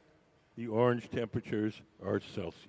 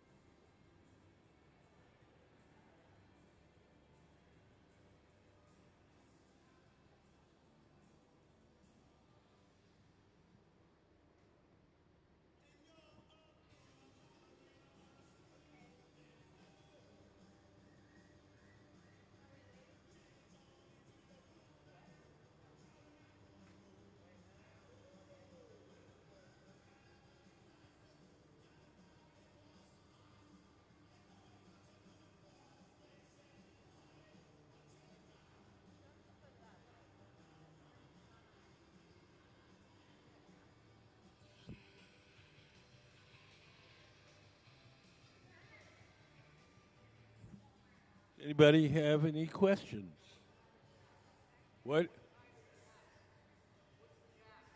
What kind of gas for what? For the torches, for the ovens? Which one?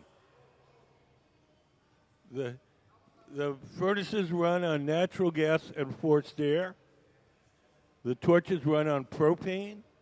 We have a propane and air torch, which is a one with a big bushy flame, and we have a propane and oxygen one, which is the concentrated blue-white flame.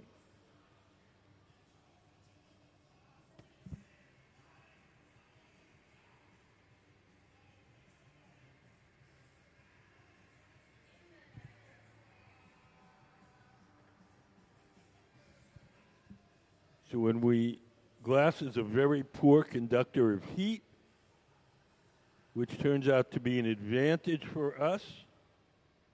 So we can take a torch and we can heat up just the spot that we want to shape, and that spot will get hot and soft, and the rest of the shape will be unaffected.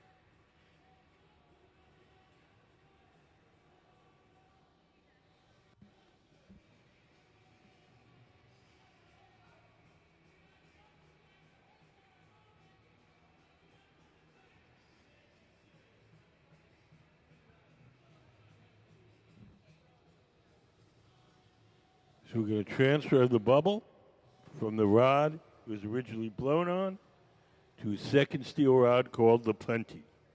The second steel rod will hold it from the bottom while we shape the top. Once Sarah feels that bond, no flashes, please. You know how to turn off your flash?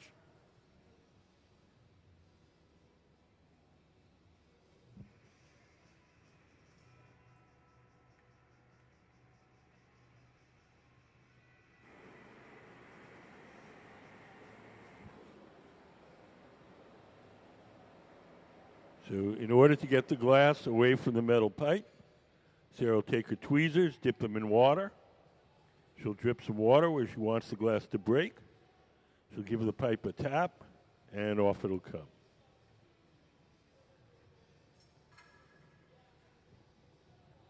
So now it's held from the bottom. The top is exposed.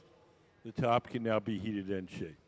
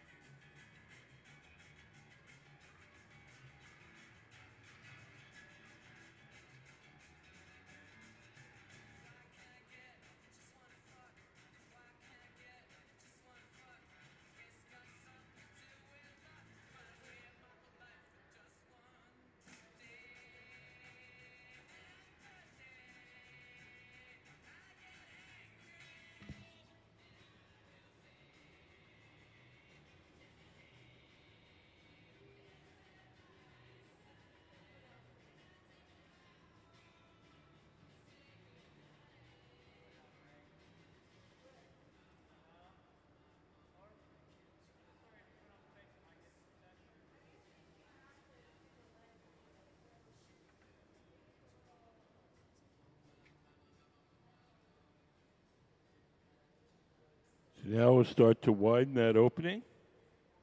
We want to make this into a flat disc. So we're going to gradually open it. And then when we open it as far as we can, and we'll spin it really fast, and the whole thing will flatten out.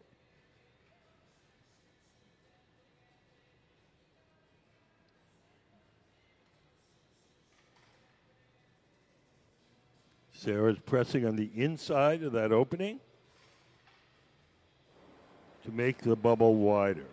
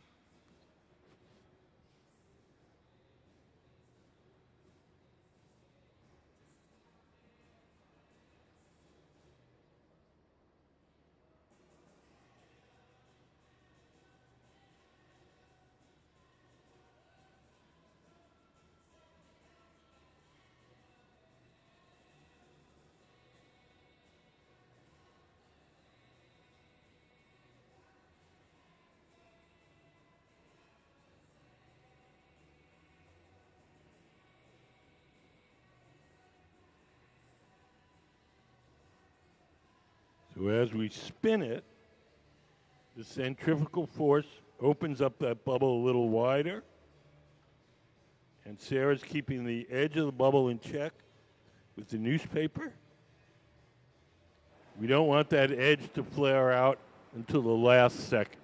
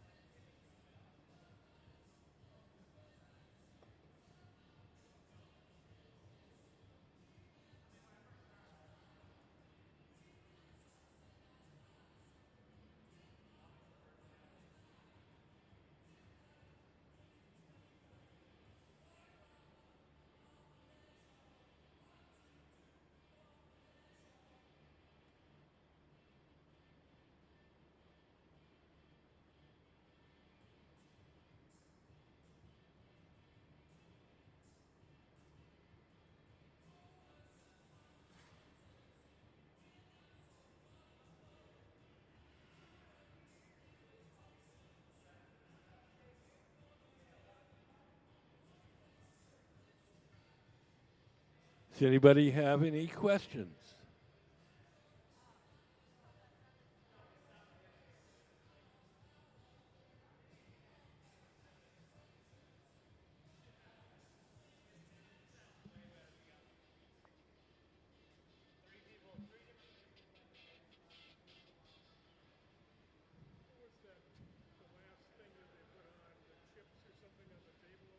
Yeah, so they're little chips of colored glass.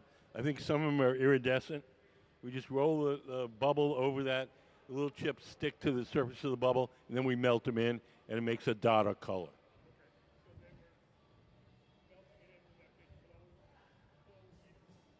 No, they melted in the glory hole, in the round furnace. The torch, it allows us to focus the heat in a particular place.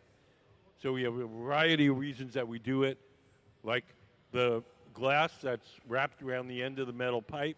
That glass is fragile. That has to be kept warm. So even if we're working on the top here, we have to periodically go back with the big torch and warm that attachment up.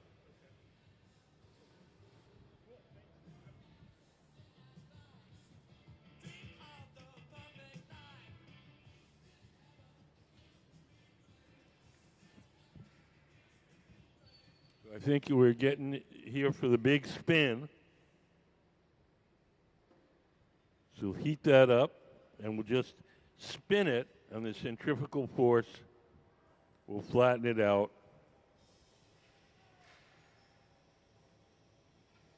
And we have our kind of astronomical galaxy nebula style decoration. So all these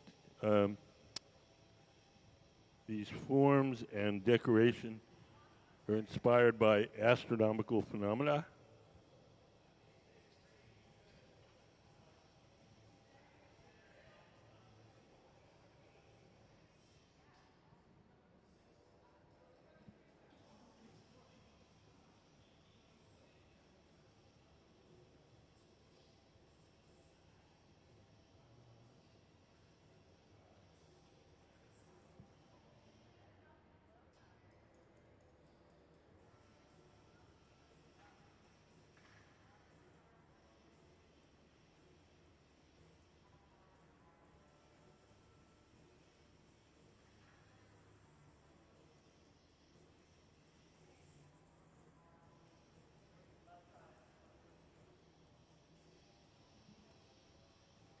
Everything we make here has to be cooled slowly.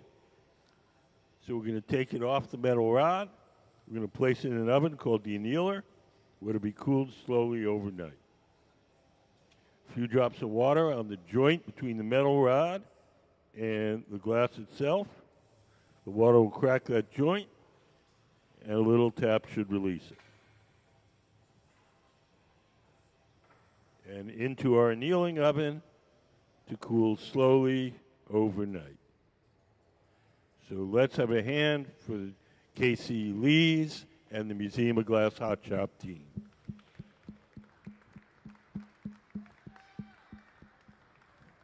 So that concludes our demonstrations for this morning. We're going to take an hour lunch. If anybody has any questions before I go to lunch, I'd be happy to answer. Yep.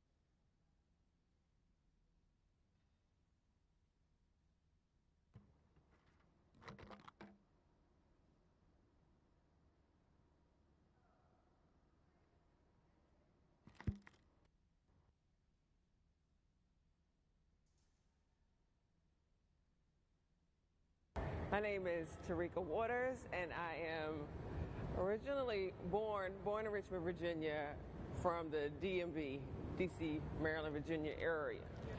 I am making a windshield for my rocket ship. So I have a solo exhibition coming up at the Seattle Art Museum. It opens May 7th, and one of the featured pieces is a giant powder pink colored rocket ship. I've been working on a series of ball barrettes over the years, some various mediums. My recent series, they were all done in glass. So the task here is to create a windshield for this rocket ship that kind of favors and lends to some of the those rounded organic shapes that are heavily featured in the exhibition. These ball barrettes have significant meaning. This rocket ship houses two pairs on either side, and so the windshield will essentially be an amalgamation of a spherical element, similar to like if you would blow bubbles at the end of that wand, where those bubble clusters just kind of come out and just fall alongside the wand, just kind of going for an organic shape. When I found out that I was going to be doing a solo exhibition at SAM, they wanted to give me enough time. I create immersive installations, so that requires a lot of planning and building out and that sort of thing. But when the year was 2025, that meant a lot of things. So I just knew that, hey, we're here, 2025. The exhibition is called Venus is Missing, and it's rooted back in my early childhood days in Richmond, Virginia, and it's focused on a specific time. I'm an 80s baby. I was born right at the height of the 80s, where the times looked a lot different than they do now. Not by much, but that was the onset of a lot of consumerism and just vibrant, saturated colors, a lot of distractions, television, just pop culture all around. For me, I like to draw from these elements that are symbolic of that time, symbolic of my childhood, that are, they are ubiquitous. But because they fit particularly into my narrative, then I can kind of bend and shape what that story looks like specifically for me and people who look like me. And so the ball barrettes have been a really great kind of anchor point in that I'm able to tell various stories with just that one specific object. And thinking about my 6-year-old self sitting on the carpet. We only had 3 channels. We couldn't afford cable. That was fancy. People don't even know what I'm talking about when I talk about cable. But just that space of play and imagination when you're surrounded by a lot of adult things where you just don't understand all of what's happening, why all these things are happening, and you're self-soothing. So with the show at Sam, I'm finally able to budget for a team of folks that can come in and help. When this residency came up, this was like, this is perfect because I can then have that extension of the series that I was working with at my solo exhibition a couple of years ago that featured those glass ball barrettes at the Museum of Museums, and then kind of keep that story going. I think after Sam, this might put the cap on the ball barrette series. Like, I'm just trying to complete this circle. No pun intended. Everything is, I feel like Sesame Street, brought to you by a circle.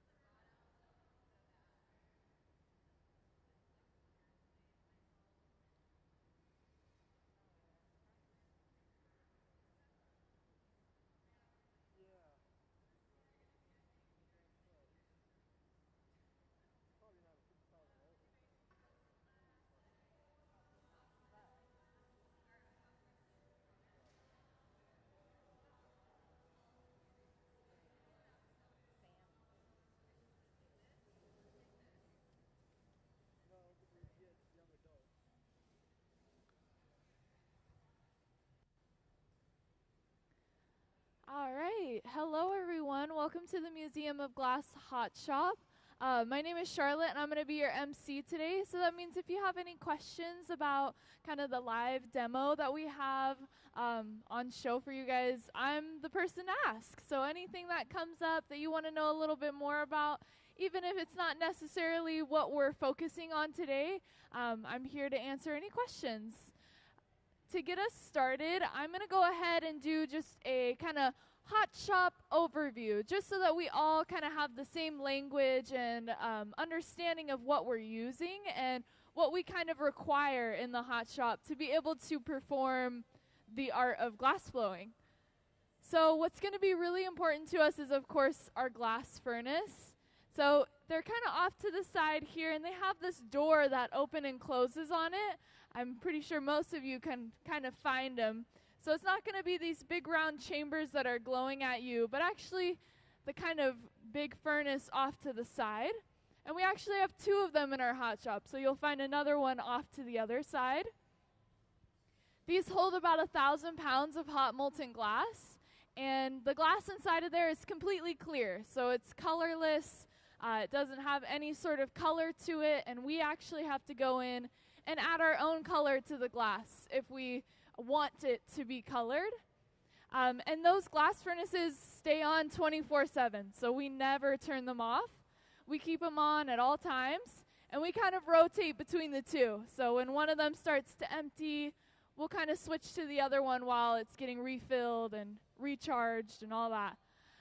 So really important, we need our glass furnaces in our hot shop so that we can be able to actually have glass so we can work with and manipulate and blow into. You'll see we have a little bit of hot glass on the end of a pipe already, so you can see how that glass looks like it has some sort of color to it just because it's glowing this kind of yellowy orange color, but in reality it's just really hot, so the heat actually distorts the color that we see. So oftentimes when we do place a color onto the glass and we heat it up, it'll show up a completely different color than what it will turn out to be. So sometimes, you know, certain colors will show up very reddish when in reality there may be purples or blues. The other important thing in our hot shop is going to be what we call the glory hole. So you might see some of the glass blowers are starting to use this big round chamber that's glowing at you to start heating their glass. So this is where we keep the glass hot. This is where we make sure that we're able to keep working with the glass. Without the glory hole, our glass would start to cool down rapidly, and then it would cause it to crack and break. So this environment that we are all in isn't very suitable for the glass. So it starts to break apart and actually combust on itself. So we have to keep it at a certain temperature by putting it into this glory hole and reheating it. So I'll point out now, it looks like we have some color that we're actually heating up inside of that glory hole right now that you can also see up on the big screen in case this big box, which we will get to in a moment, is in your view. But you're going to see that we're going to drip this color onto the surface of that clear glass that we had gathered previously onto our blowpipe. So now that we have this color kind of dripped onto the surface, you're going to see him heat it up and actually spread it across the entire surface of that clear bubble. So this is one of the ways that we color our glass, is we'll actually drip it onto the surface of the clear bubble, spread it across, and it'll basically create a new layer of colored glass. So if you were to take like a cross section of it, you would only see a very thin layer of color. So to move on, the other thing that we often use in our hot shop is this big silver box that's kind of in the middle here. This is what we call the garage. I also like to call it like the waiting room for the glass. It allows us to put things in there that we're going to need maybe a little bit later on.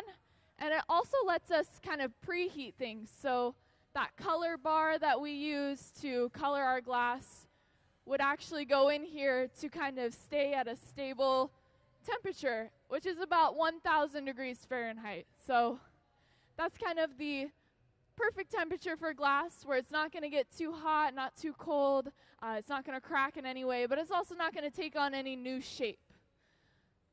So we'll actually see that he's putting that color back into the garage where it can safely sit at a temperature where we can still use it when we're ready for it, but isn't going to be in an environment where it's going to get too cold.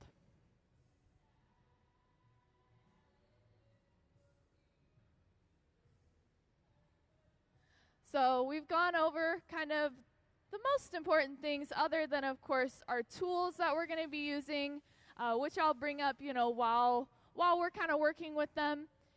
Our glass blowers are going to be starting over on this far side, but eventually we'll be bringing everything here to the center bench, and that's when we can go into a little bit more detail about the tools that we're using, why we're using them. We've been creating these kind of nebula shapes that you can come and get a closer look at a lot of the inspiration pictures and also some of the forms that they have been creating, because we have a visiting artist. So we have an artist here in our hot shop on a residency. So Kacie Lees, who's here in the green t-shirt and the cool white pants. So she's here bringing all the kind of creative direction, and she's here for the whole week. So Wednesday through Sunday, she comes in with all of her, her supplies, all of her inspiration and her ideas, her design. And then our hot shop team, our glass blowers, help her bring it to life. So that's what you're going to be seeing today, is creating a lot of her very exciting and unique forms that are meant to kind of mimic this star nebula shape. And then eventually we'll be getting some sort of lighting inside of them, whether it's her own neon that she makes or these light bulbs. So lots of cool stuff. We're also working with like opalescent colors, so colors that kind of have this shine and almost a glittery effect to them. And then we're also working with glow-in-the-dark colors, so lots of really fun powder colors that we're going to be using on top of the color that we already put kind of as like a base coat.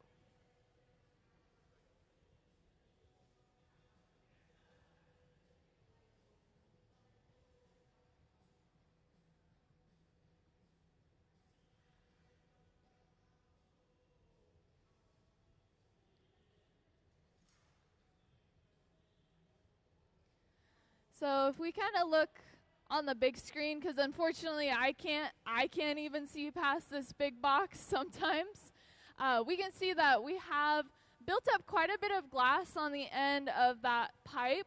Again, we're using stainless steel pipes that have this hollow space that runs through them, allowing us to be able to blow our own breath into the glass. So you can see that we've built up, a decent amount of glass on the end of the pipe.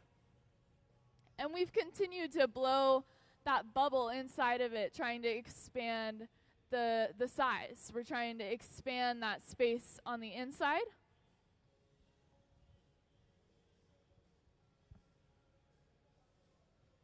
And as that glass starts to cool down, we're able to start to see the actual true color of whatever color we're using start to show up a little bit more.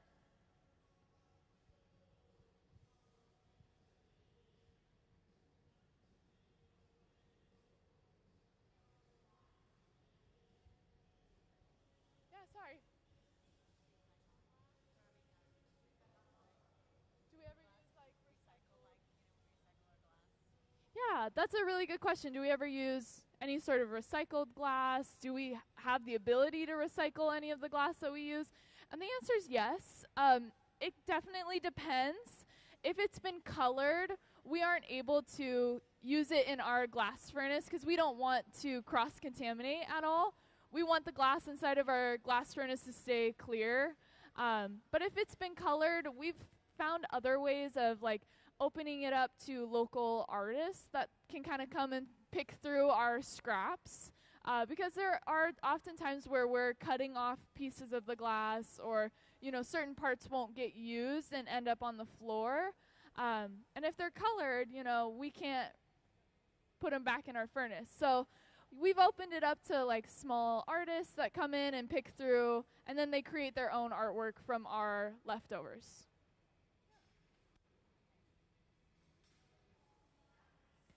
So it looks like we have kind of relocated to our center bench like I had mentioned. This is when we're going to start to see the glass start to change quite a bit.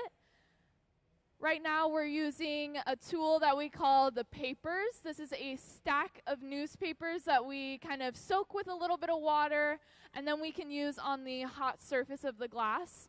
Oftentimes it's kind of similar to using like your bare hand to shape and manipulate the glass. But the main thing that we're going to be using is actually here up at the front. You'll notice that there's this green bucket here, and it's been stuffed with a bunch of newspaper, and we're going to be using it as an actual mold for our nebula shape, so that we can kind of get, you know, interesting forms like you can see down here on the table. And then you'll notice that our glass blower, Sarah, she just went ahead and rolled the glass over some kind of crushed up pieces of glass to add even more color and interest to the surface of this nebula.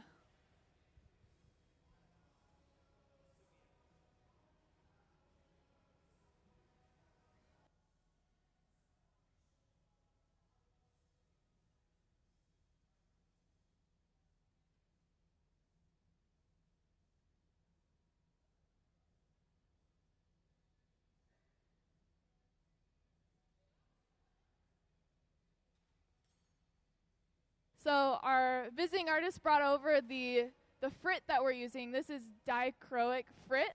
So if I will kind of like walk it over so everyone can get a little bit of a look.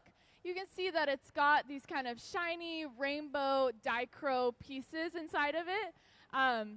So it gives a really, really cool effect on the surface of the glass. And we have one that's black and then one that's actually clear. So I'll walk it over, try and let you see a little bit of that rainbow color that's inside of there. I'll bring it all the way over. So this is what we just rolled onto the surface of that glass, so that it's going to look kind of like it's from the universe, right? We're trying to make these nebulas, and so we want them to have as many kind of shimmering, shining elements as we really possibly can. So yeah, this is what we're using to create that effect on the surface.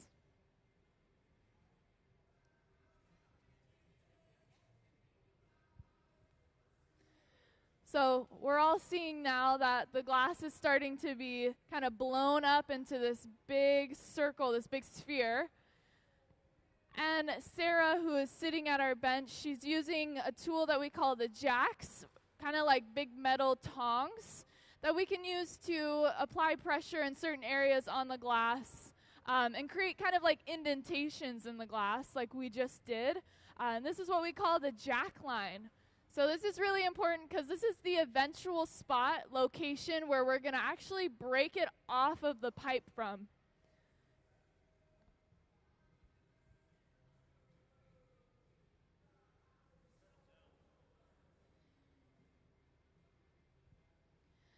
And we can all kind of already see the effect of all of that frit that we added onto the outside. That dichro is starting to already give that really shimmery kind of shining effect on the outside, very almost like glitter, right? Like almost like we just stuck a bunch of glitter on the outside of the glass.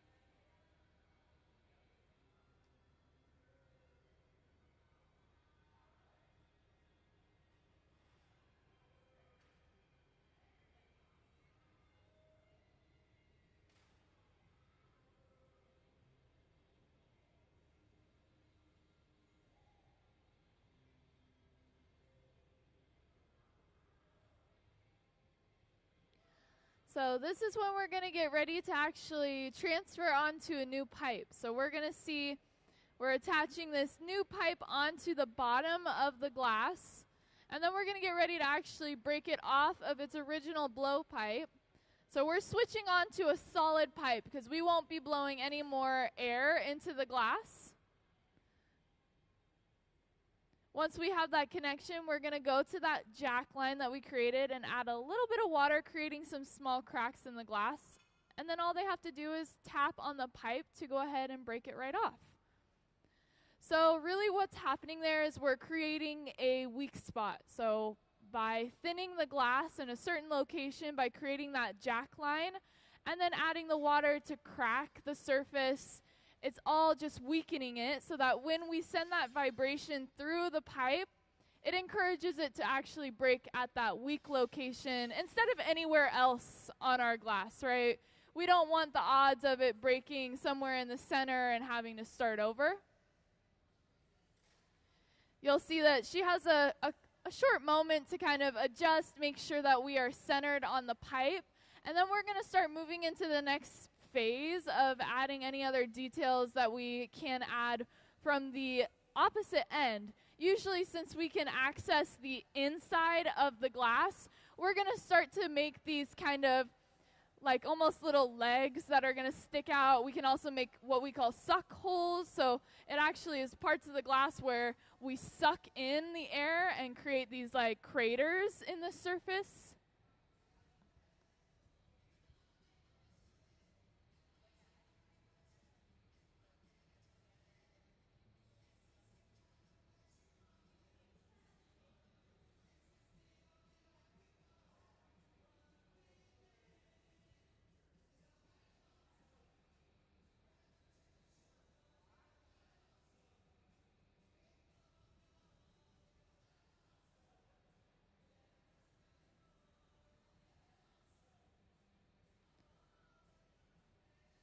So we're again using those jacks. These end up being a really important tool for glass blowers. They allow us to do quite a lot of things.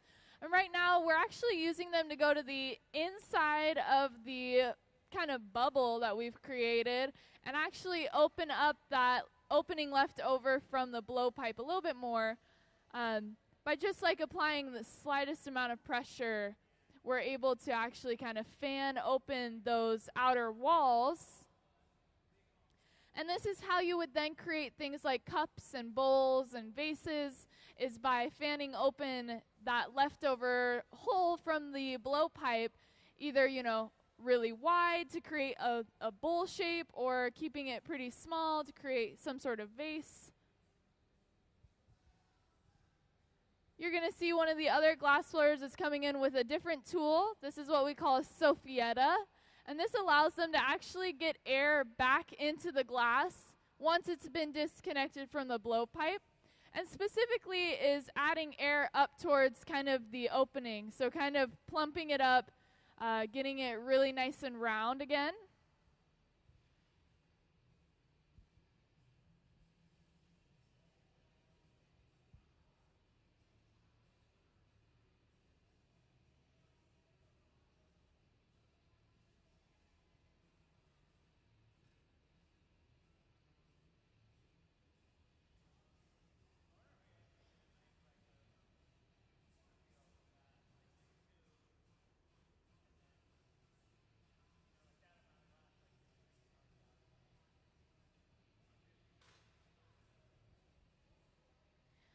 So something really fun about this process that we're doing in our hot shop to make these nebulas this week is that each one is really unique and kind of has a different approach into how they complete it.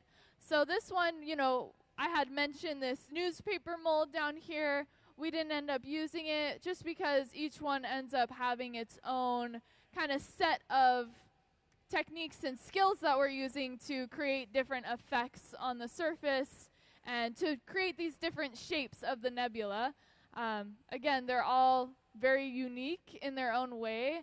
And so none of them will look exactly the same as another one.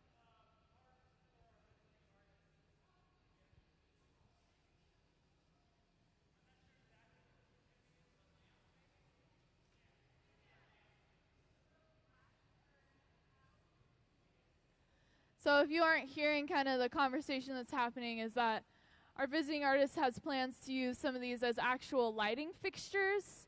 So this one right now is going to be a lamp. So that's why this one on display actually has that light bulb inside of it to kind of show you how some of them will end up looking in the end. Of course, this isn't finalized. And then along with that, she also does make her own neon. So that's another element that will be kind of played with and added in. Okay, I thought so. Yeah. So this will give you kind of a very clear distinction between what we are making right now and what could be made if we were to go inside of that mold that is filled with the newspaper. So you'll notice that there's that green bucket down here on the floor. And so if we were to put our glass into that green bucket and let the newspaper mold it, we would get something like this. It kind of looks like almost like a crinkled up napkin in some ways because it's got all these grooves and edges and folds to it that you can't really get by just blowing air into it. And so that's why we would use the mold, is trying to get kind of more unique texture and shape to the outside surface. There's actually a couple of them down here. You can see they definitely take a more organic kind of shape instead of the very round sphere that we have currently.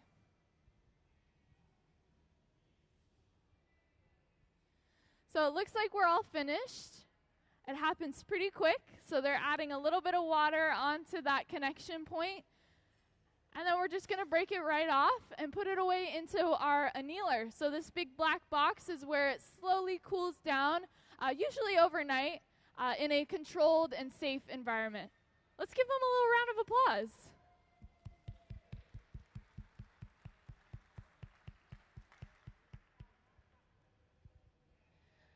Alrighty, so we're going to continue working on some more of these forms. Again, they are all going to be kind of unique in their own way, and each one will be a little bit different.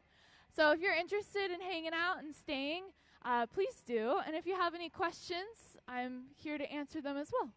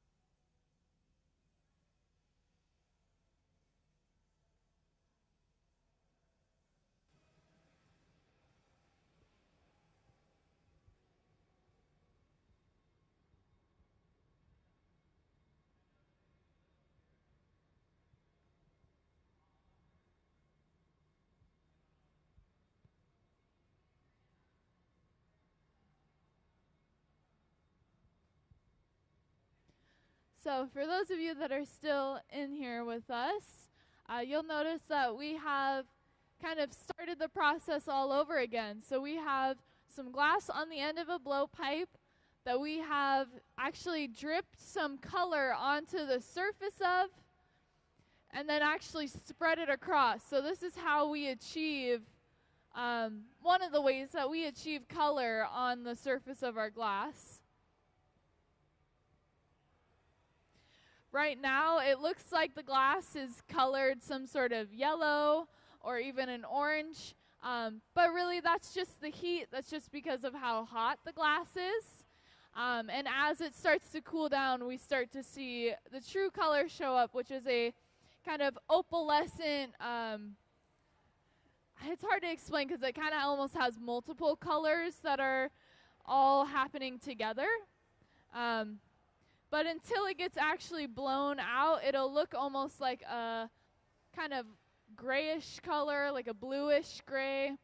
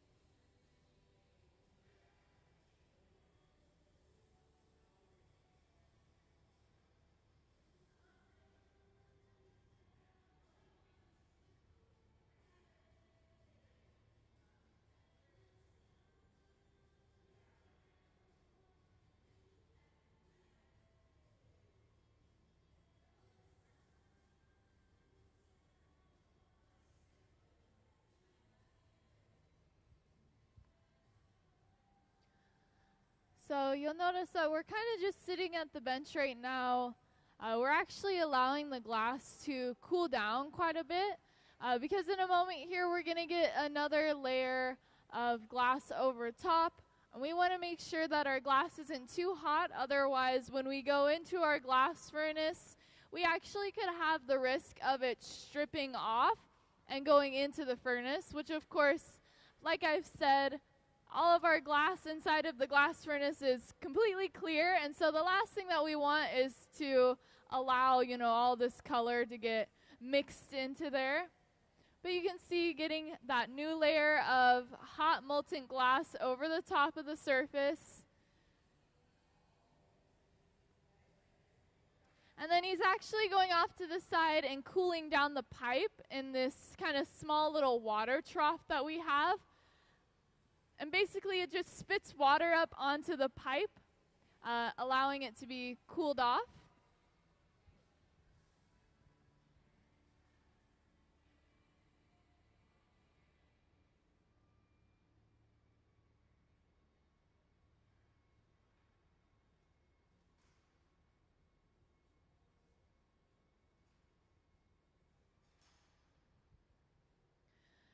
You'll notice that he's actually going in and trimming some of the glass out and away, kind of off of it. This is because there was a air bubble in the surface, and so we don't want any air bubbles in our final product, so he just went in and actually removed it.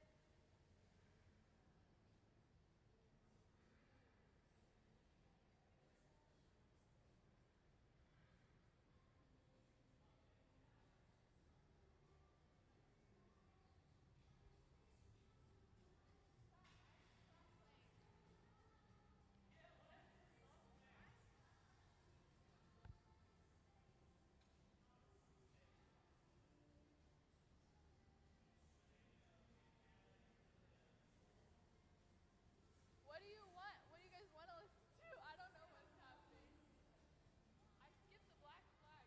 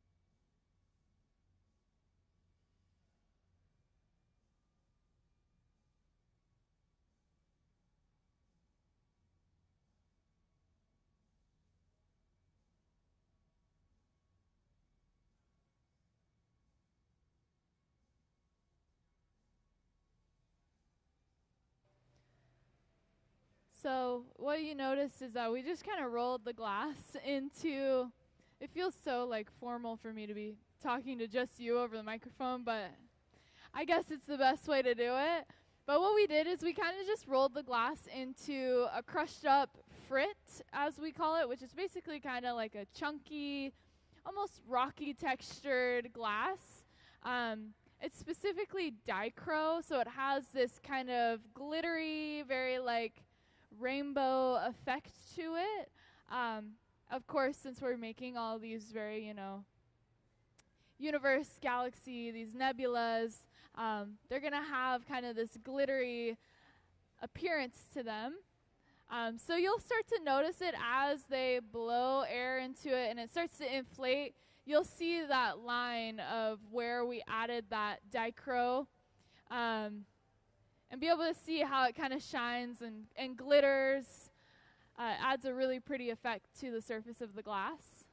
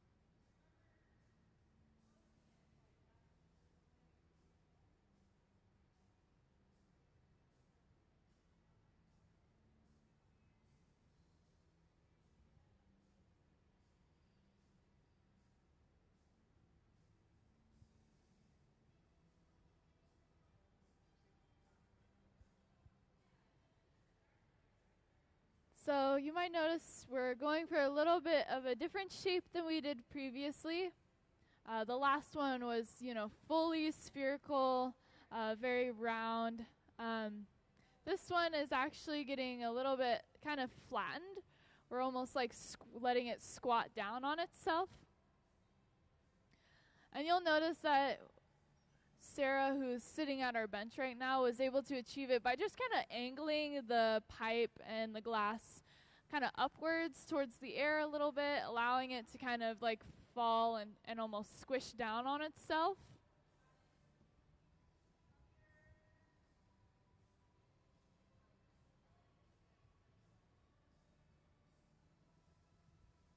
And again, now that the glass is starting to cool down quite a bit, we're seeing that color that we used on the entire surface, and then we're also starting to see that dichro, that kind of shimmer on that outside of the surface that we added, that we rolled onto it.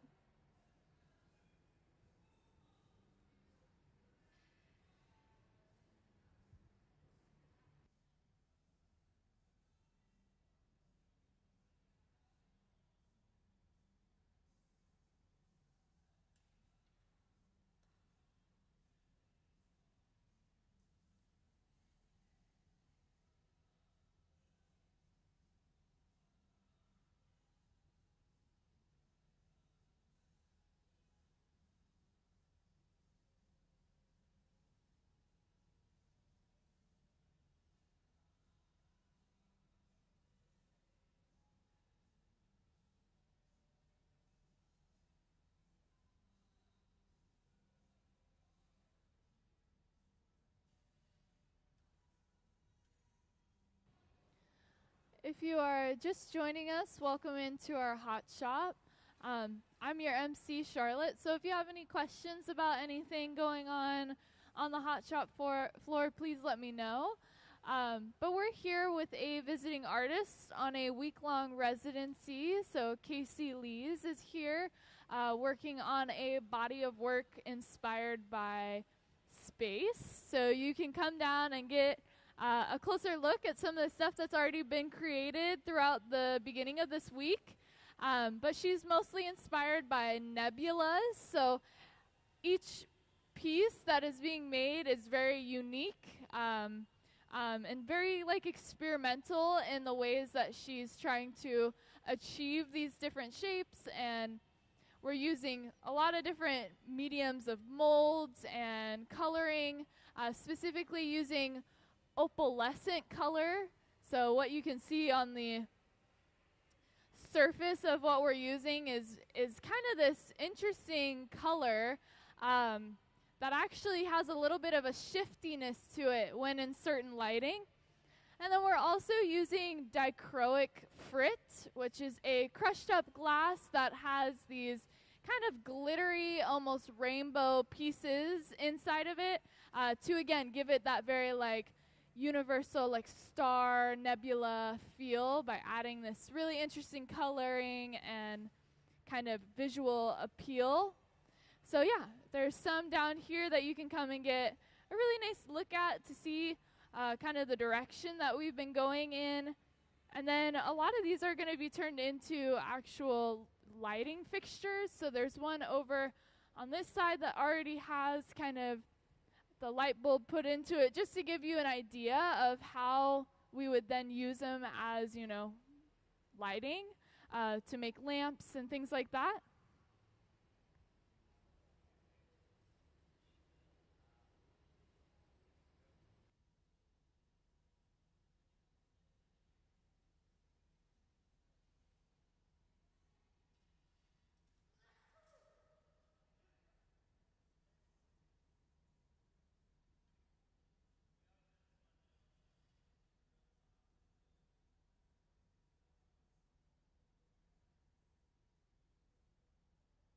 So kind of directing our attention to the one that we're currently working on, we have this kind of oval shape that we're working with. We kind of allowed the glass to squat down on itself to kind of flatten a little bit.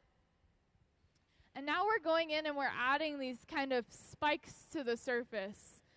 So you can see on some of the ones that are already down here on display and this one off to the side, there's these kind of legs that come out from it. And so that's what we're adding right now, is these kind of spikes coming off of the glass.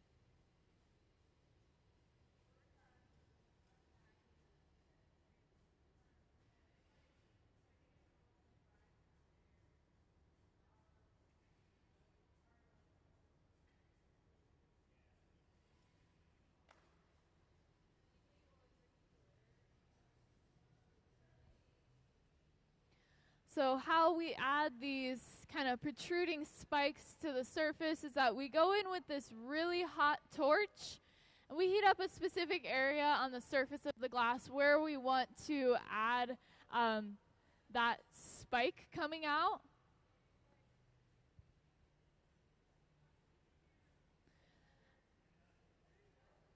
And then you'll notice that we have another pipe. So we have a separate pipe that we're going to be using to actually pull the glass with.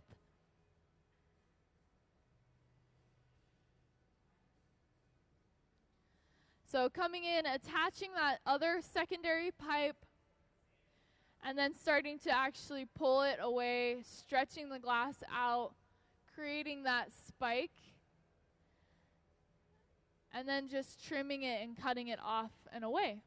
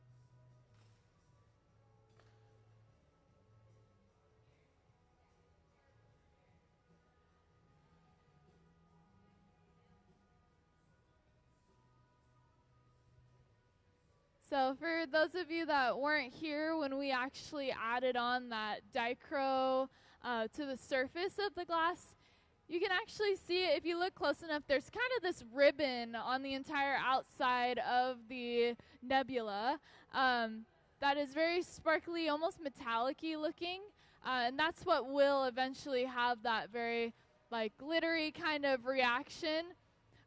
There's actually some down here that already have the dichro on them that you can come and see a closer look at how it'll turn out.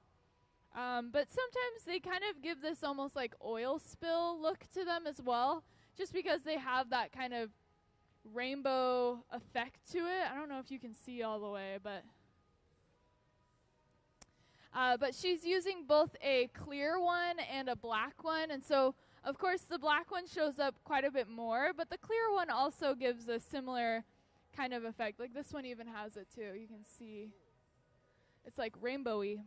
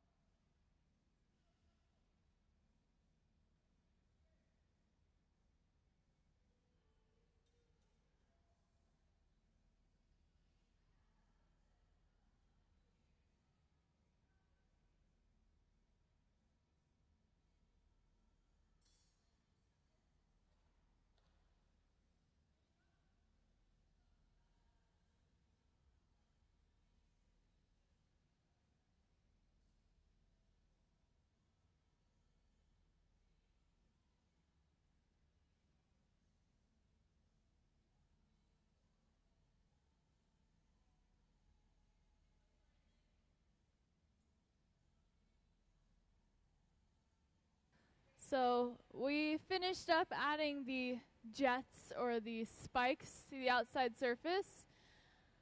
And you'll notice now that we're doing a new technique to actually get these kind of suck holes. So we're actually creating these craters on the outside surface of the glass by using the blowtorch, heating up a certain area, and then the other glass blower on the other side of the pipe is actually sucking the air out, and is therefore then bringing the glass inside.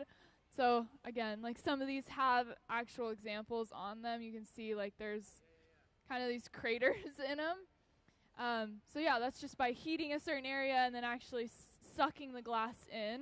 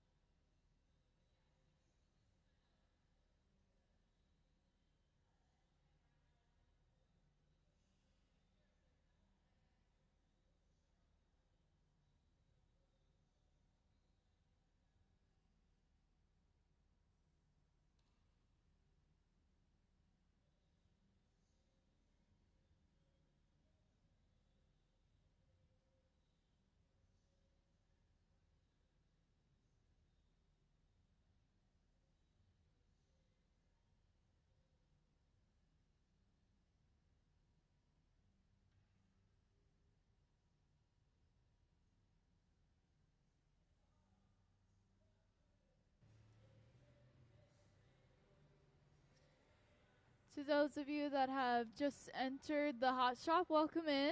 We're working with a visiting artist who's on a week-long residency. So Kacie Lees is here. She's in the green t-shirt with the white pants. So we're working on some of her creative ideas that she has brought for the week.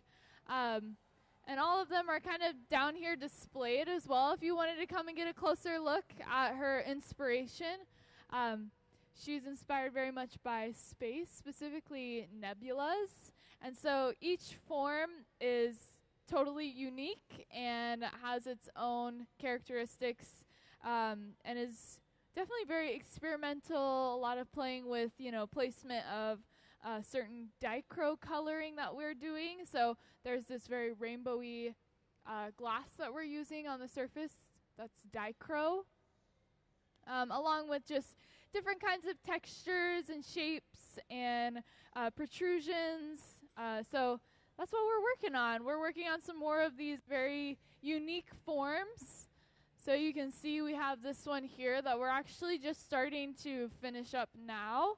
And then we'll be started on another one afterwards. So this is what we're going to be working on for the day. And if you have any questions about it, let me know.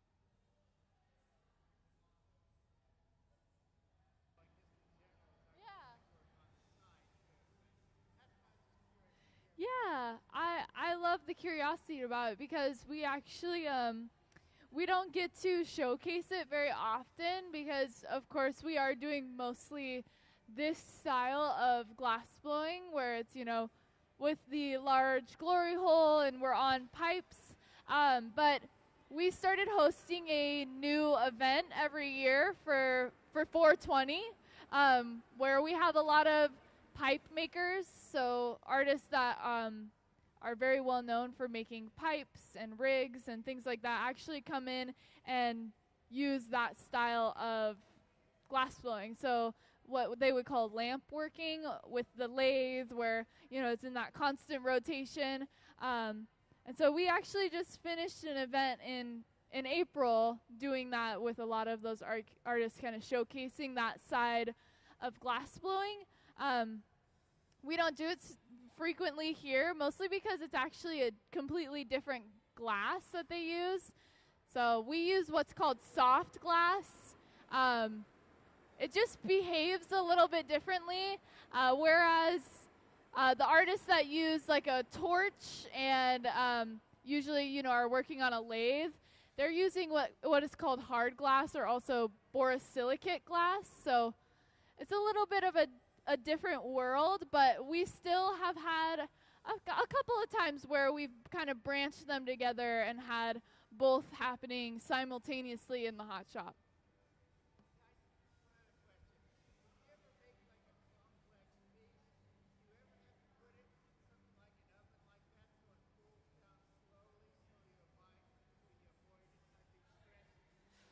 Yeah, so we put them in what we call an annealer. So this big black box off to the side, that's where we put all of the glass, so it doesn't matter really what it is. It's going to go into that annealer where it slowly cools down in that controlled environment. Because if we were to try and cool it down here, the environment is too cold for it, and so it'll just shatter. It'll combust on itself. But this kind of silver box here, we actually use to pull things in and out of. So it keeps it at a stable temperature for us to be able to store things in it that we're going to need later on in the day. So we have kind of two different ways. But at the end of the day, anything that's in the garage that needs to get put away will get put away into the annealer and then slowly cool down. So just like we did for the piece that we just finished, it goes into there, and sometime tomorrow we'll be able to see it finished.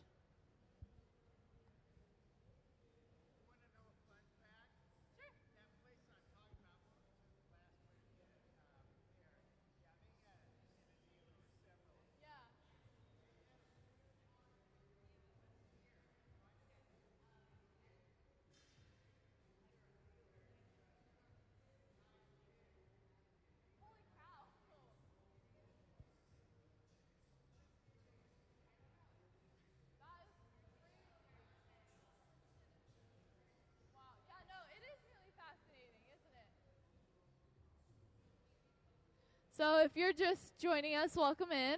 We're working with a visiting artist this week. So Kacie Lees is here. She's working on a collection of space and universe-inspired nebula forms. So you can see some of the stuff that she's been working on throughout the first half of her residency down here on the table, along with, this one on display kind of showing how eventually some of these forms will actually get turned into light fixtures, so lamps and things like that. And so she actually has a light bulb in here with that candlelight flickering kind of light bulb. But they've been working on quite a few of these forms. They're all very unique. Again, she wants them to be very experimental and not necessarily all look the same. So when you come and kind of get a closer look, you can see how there's such a wide variety of shapes that she's trying to achieve, and also textures and size. And we're also using a lot of really interesting types of glass to create different effects on the surface. So what we call a dichrotic frit we're using on the outer surface to create this kind of rainbow, very shimmery, glittery effect on the outside of the glass. So I believe that they are going to be getting started on another one shortly here. So if you have any questions or anything comes up that you maybe see and you want to know a little bit more about, I'm here to answer anything.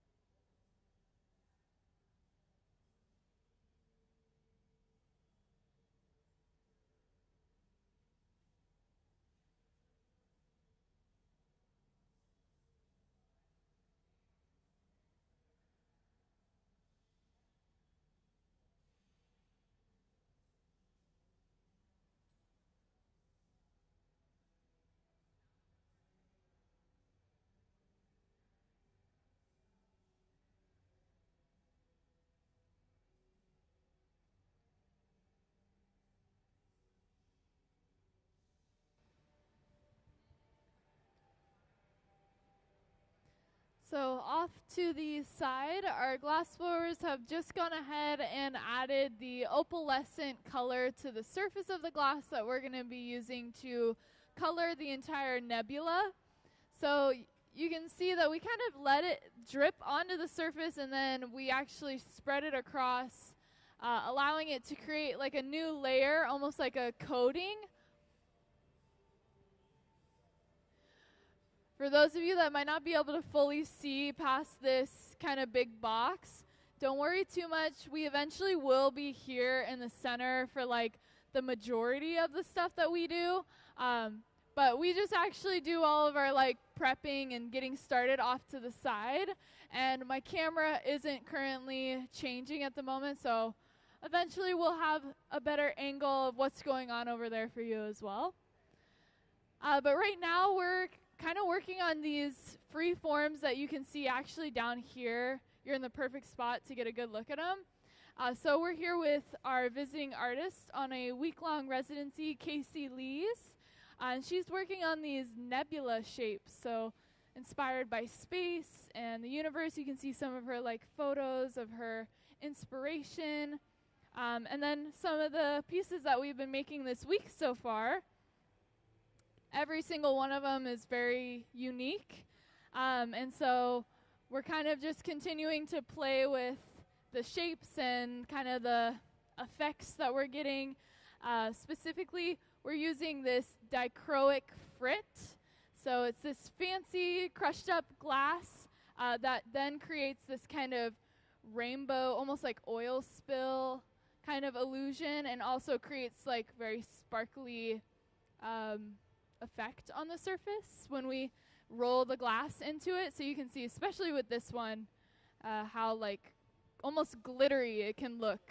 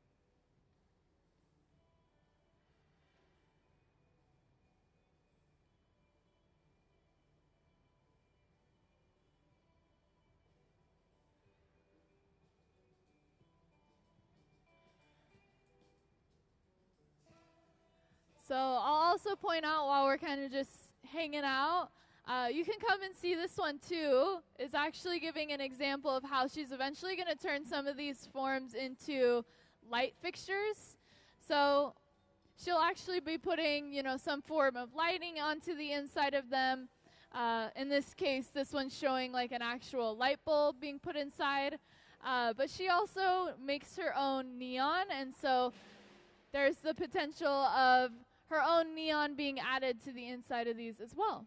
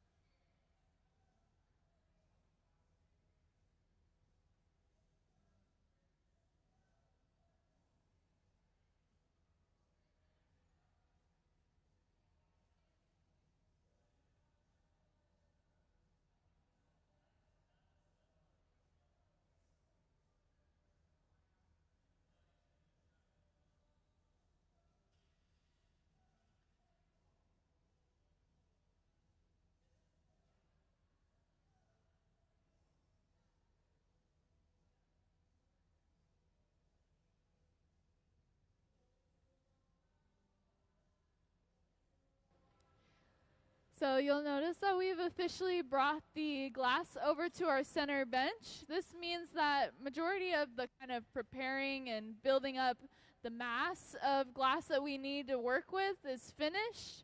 And we're going to be moving on to actually blowing it up and starting to establish certain shapes and different, protrusions on the outside.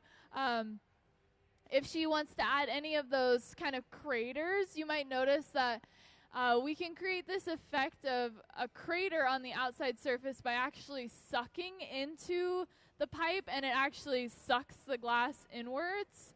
So yeah, there's lots that can start to kind of happen as we move forward, but you're mostly going to see the actual size start to expand, and then we'll go into a unique direction of creating, some sort of shape.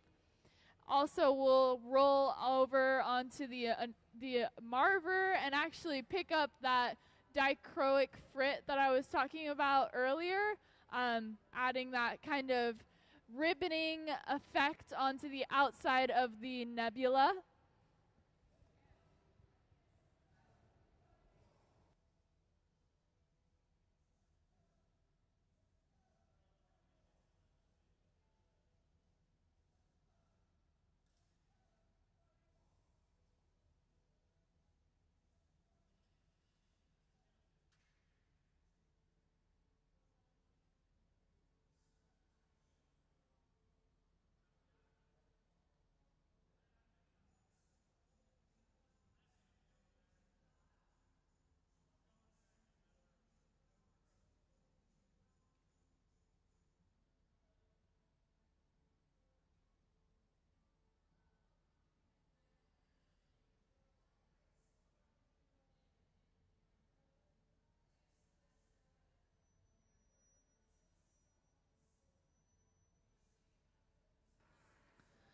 So welcome in to those of you just joining us.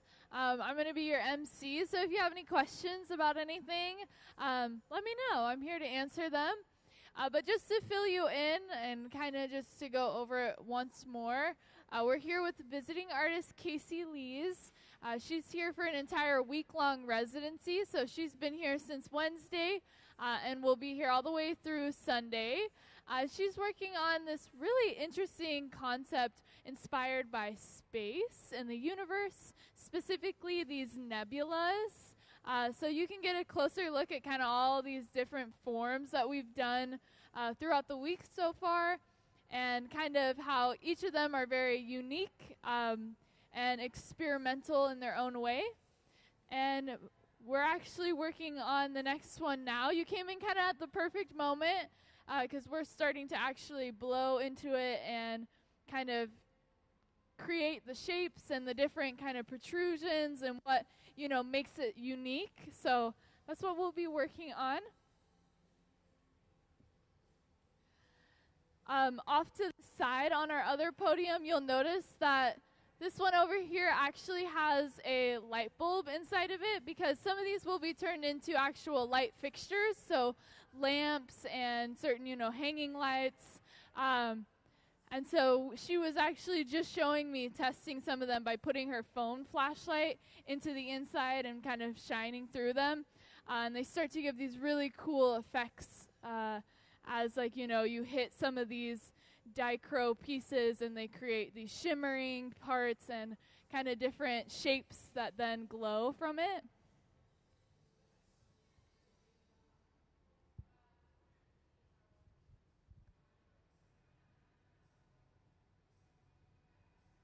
So to kind of give you an overview, on the outside surface, so for the entire nebula, we are using a opalescent color.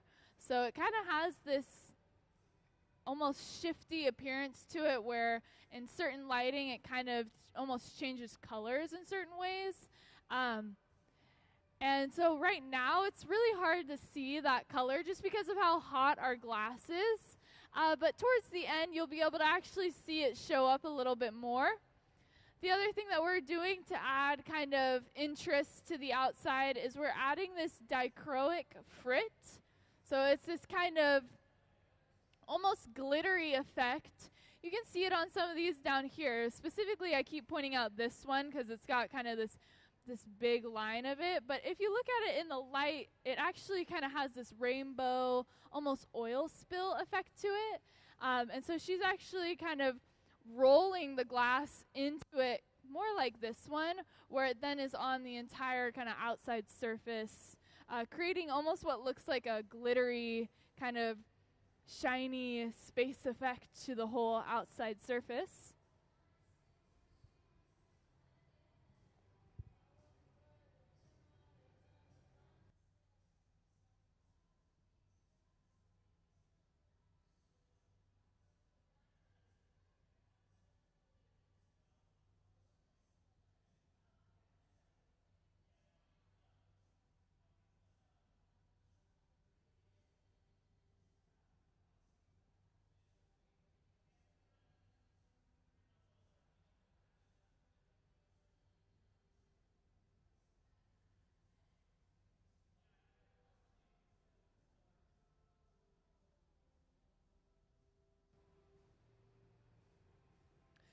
So you'll notice that we have just gotten a fresh layer of glass onto the outside surface.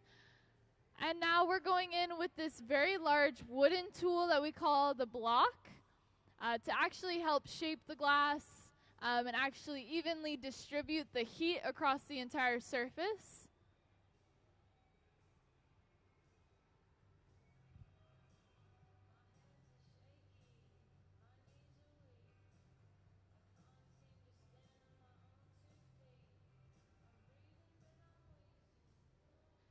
And now we're going in with the tool that we call the papers. This is a stack of newspapers that we keep wet with water that our glass blowers can use to have kind of a closer contact with the glass.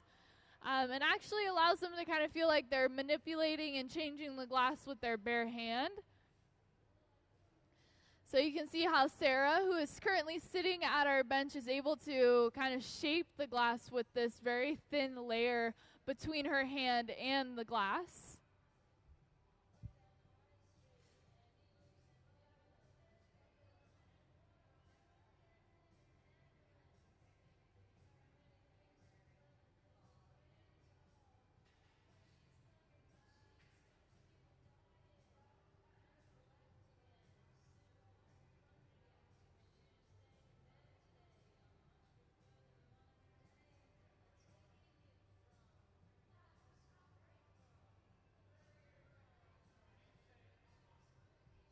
Yeah, so the furnace, the glory hole as we call it, that we use to reheat our glass is about 2,300 degrees Fahrenheit.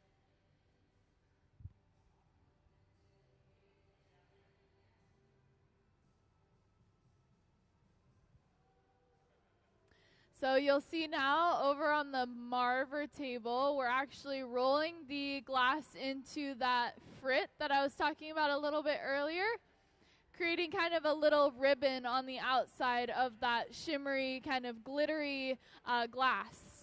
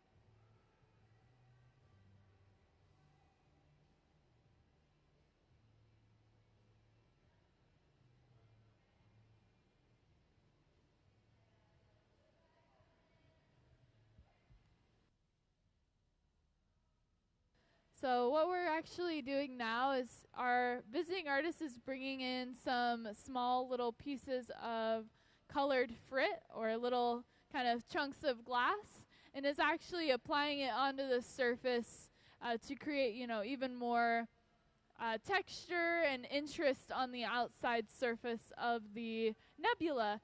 So you can see she's actually picking each one up individually and then placing them by hand onto the surface.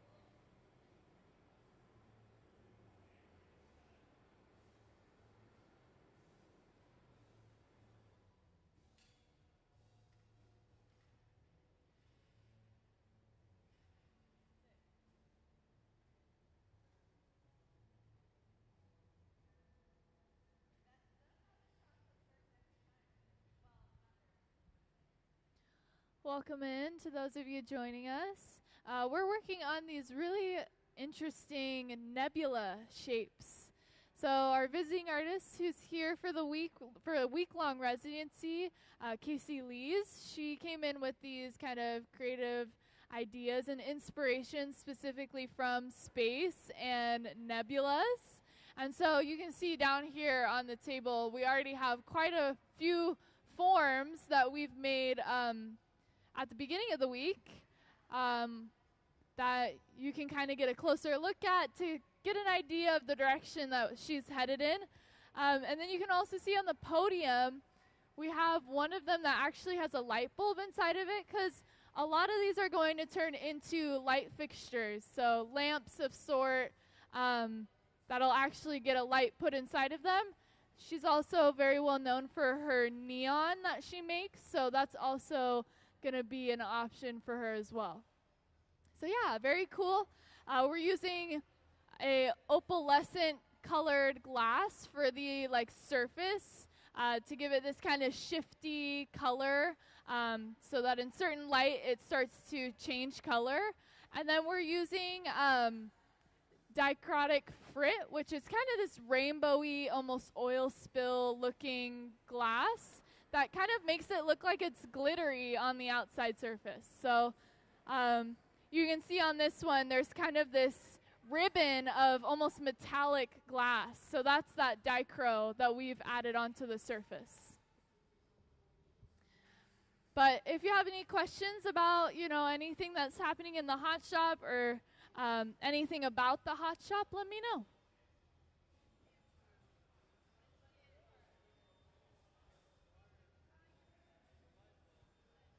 Yeah, so actually we're left with a hole from our blowpipe.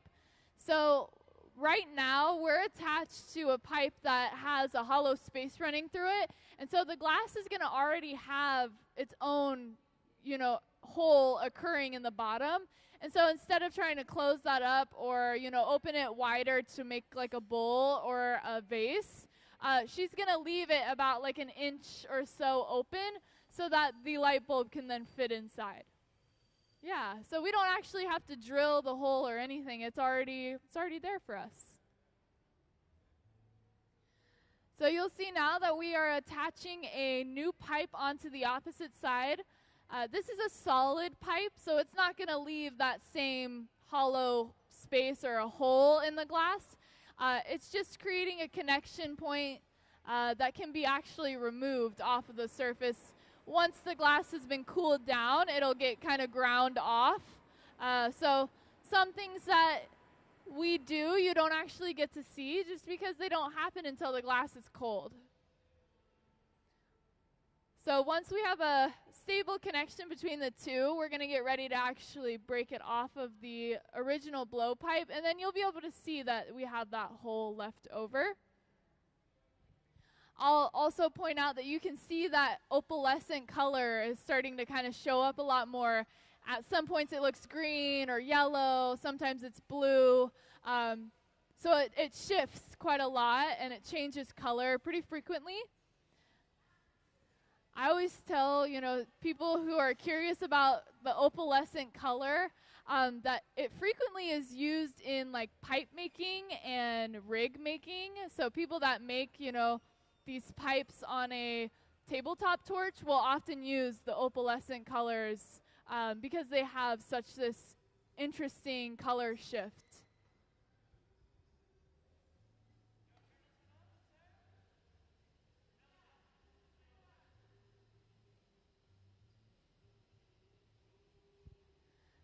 So you'll notice that right now Sarah is blow torching that opening that we have left over from the blowpipe.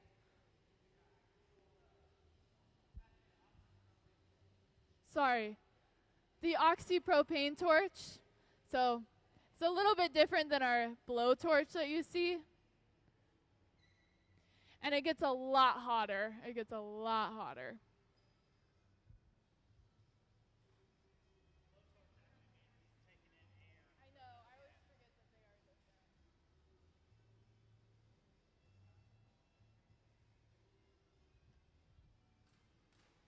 And it's funny because the oxypropane torch that we use for those kind of smaller details is the same as what would be used for flame working, like I was talking about earlier, where it's on a tabletop and they kind of work on a smaller scale with their hands. So basically like a smaller version of this, right? This is the kind of really big version of glass blowing, but you can also do it on a smaller scale.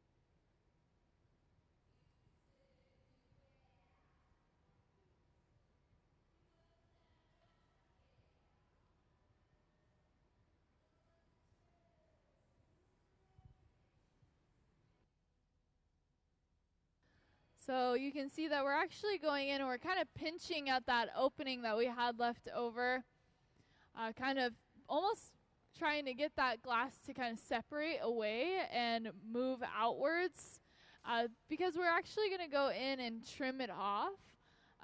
This is helping us make sure that we get the right sized hole for the opening where eventually, the light bulb would be able to fit into.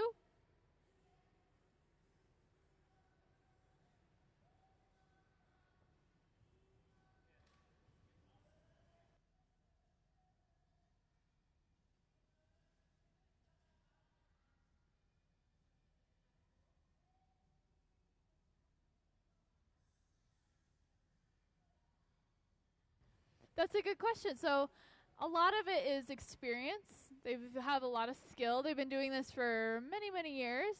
And then the other thing is that you're watching it. You're making sure that you can see it because it's on the end of this pipe, right? So you're feeling it start to get even softer and softer. And so, right, we don't want to necessarily get it so soft that the entire thing is kind of flopping everywhere, but we want it hot enough just on that front half that we can actually, you know, manipulate and change kind of what's happening. So really right now, we aren't heating the whole thing anymore. We're just heating kind of the front portion to make sure that we can still create those changes that we're looking for.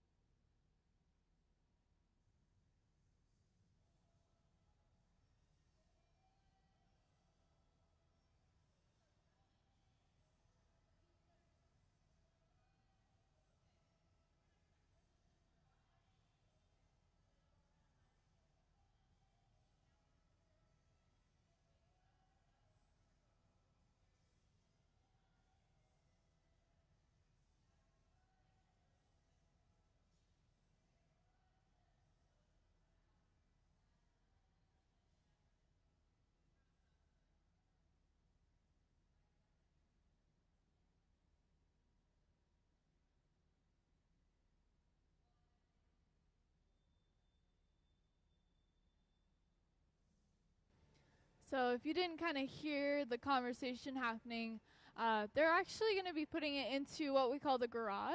So this big silver box here is our garage. It allows us to kind of put glass in there and keep it at a stable temperature where it's not going to get too hot and it's not going to get too cold. So it's at about 1,000 degrees Fahrenheit. It's kind of that like perfect temperature for the glass.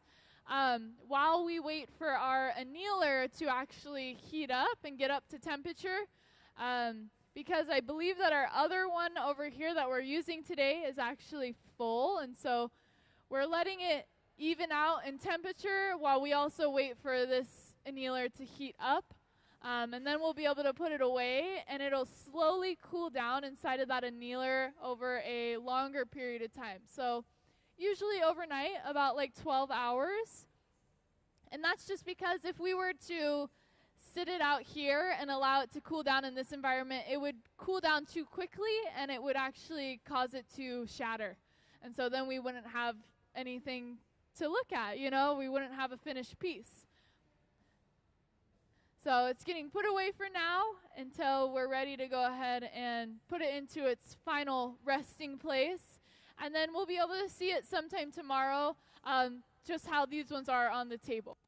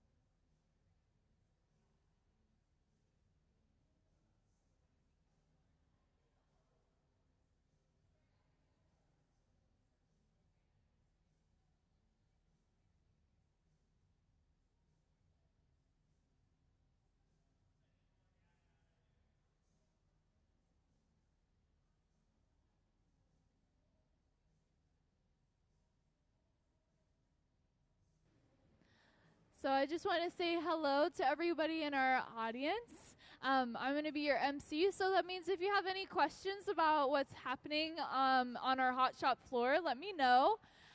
We are here with a visiting artist on a week-long residency. So Kacie Lees is here doing a week-long residency with us, and we're super excited to have her here.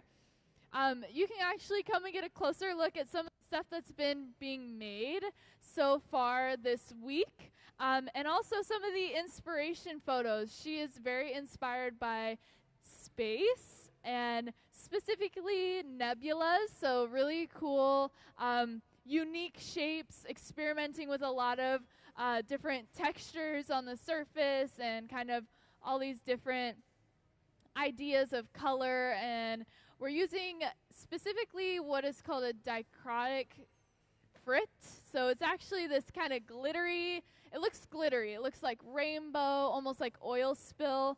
And if you come and get a closer look, you'll be able to actually see it kind of splattered on the outsides and some of it like in actual ribbons on the surface. So yeah, lots of really amazing, interesting things that we're doing. A lot of playing with fun colors, and also really unique shapes. So not every single one is going to look identical. They're all going to be very unique in their own way. And we are currently working on another one off to the side. So we actually just got started just a moment ago. So I'm going to let you guys kind of hang out and watch as they kind of get moving, and then if you have any questions, just let me know.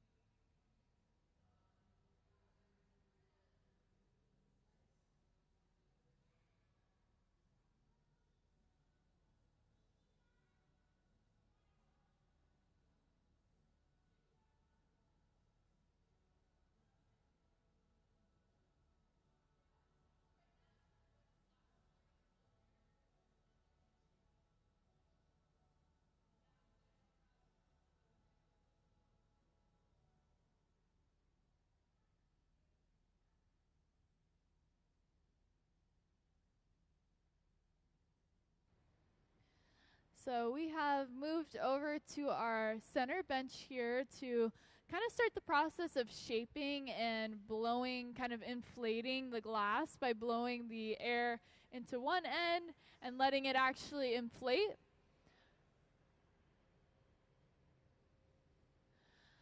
So this is when it's really going to kind of change the most. It's during this stage when we actually start to shape it and manipulate it, and then eventually adding any details to give it, its own unique characteristics, whether we add kind of the spikes to the surface or maybe some of those like craters. If you look over here, you can see that all of these forms are going to be turning into light fixtures, so they will actually get light bulbs or, other forms of lighting put inside of them. But our visiting artist actually works and makes her own neon, so that's also going to be kind of incorporated into creating, the lighting.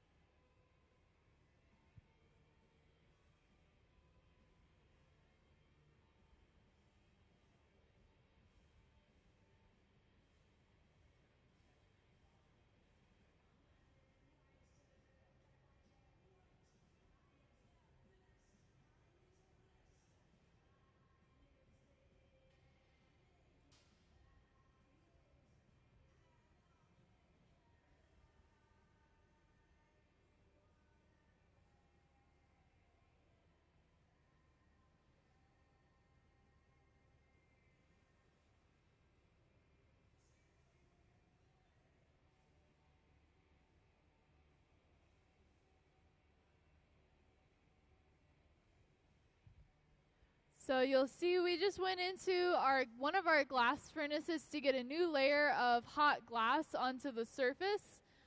So when we actually come out of our glass furnace, you'll be able to see that new layer of molten glass that we've kind of added onto what we already previously had.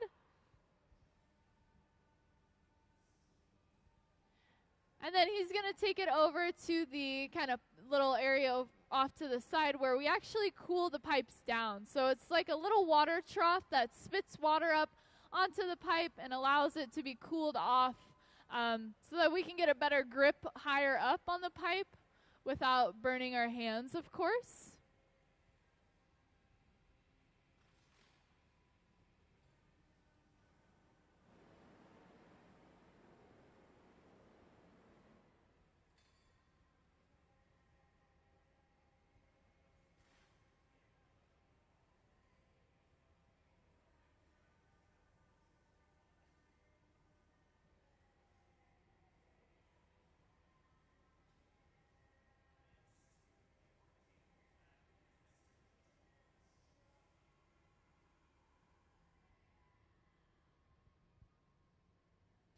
And you'll see we're now using a wooden tool that we call a block.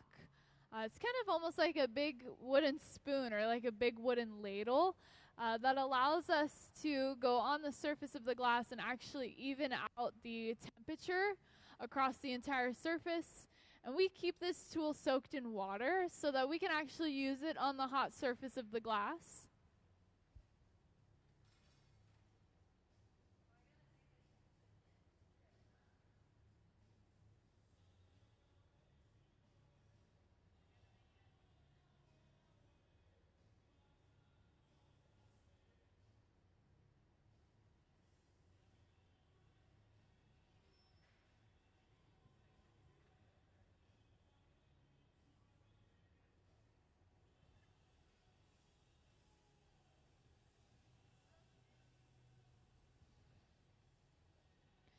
So you're going to notice that this is when we're going to start to be blowing air into the glass. And so that bubble that you can see on the inside is going to start to expand as we also go in and create what we call the jack line. So you can see she's going in and actually pinching up towards the top, creating this indentation, this kind of line in the surface of the glass. This is what we call the jack line. So it's kind of almost like a neckline to the glass. It's a weak spot that eventually we will use to break it off of the pipe from.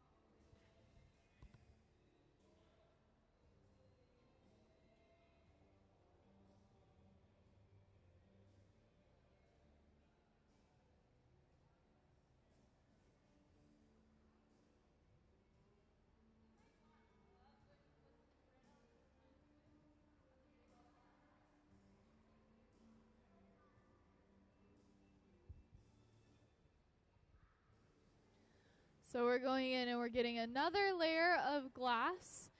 And then shortly we're actually going to be rolling it into that frit that I had been talking about that you can see on the surface of some of these other nebula forms.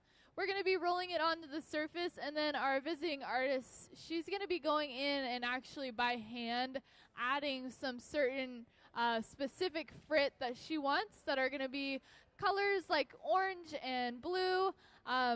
Again, just to add some more kind of visual interest to the outside texture and coloring.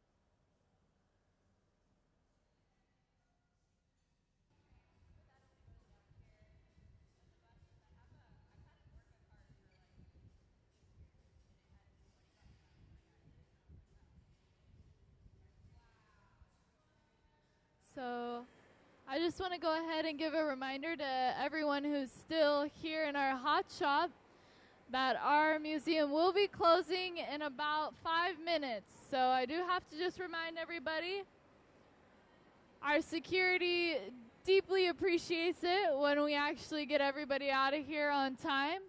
So again, museum will be closing in less than 5 minutes. So if you have any last minute questions before we finish up, you can go ahead and ask them. But otherwise, thank you so much for coming in and hanging out with us. It looks like our glass floors are just finishing up on some last details, but we're going to be pretty much done for the day anyway. But again, any questions that you might have, feel free to ask. Otherwise, thank you for coming to the museum, and we hope you have a great rest of your day.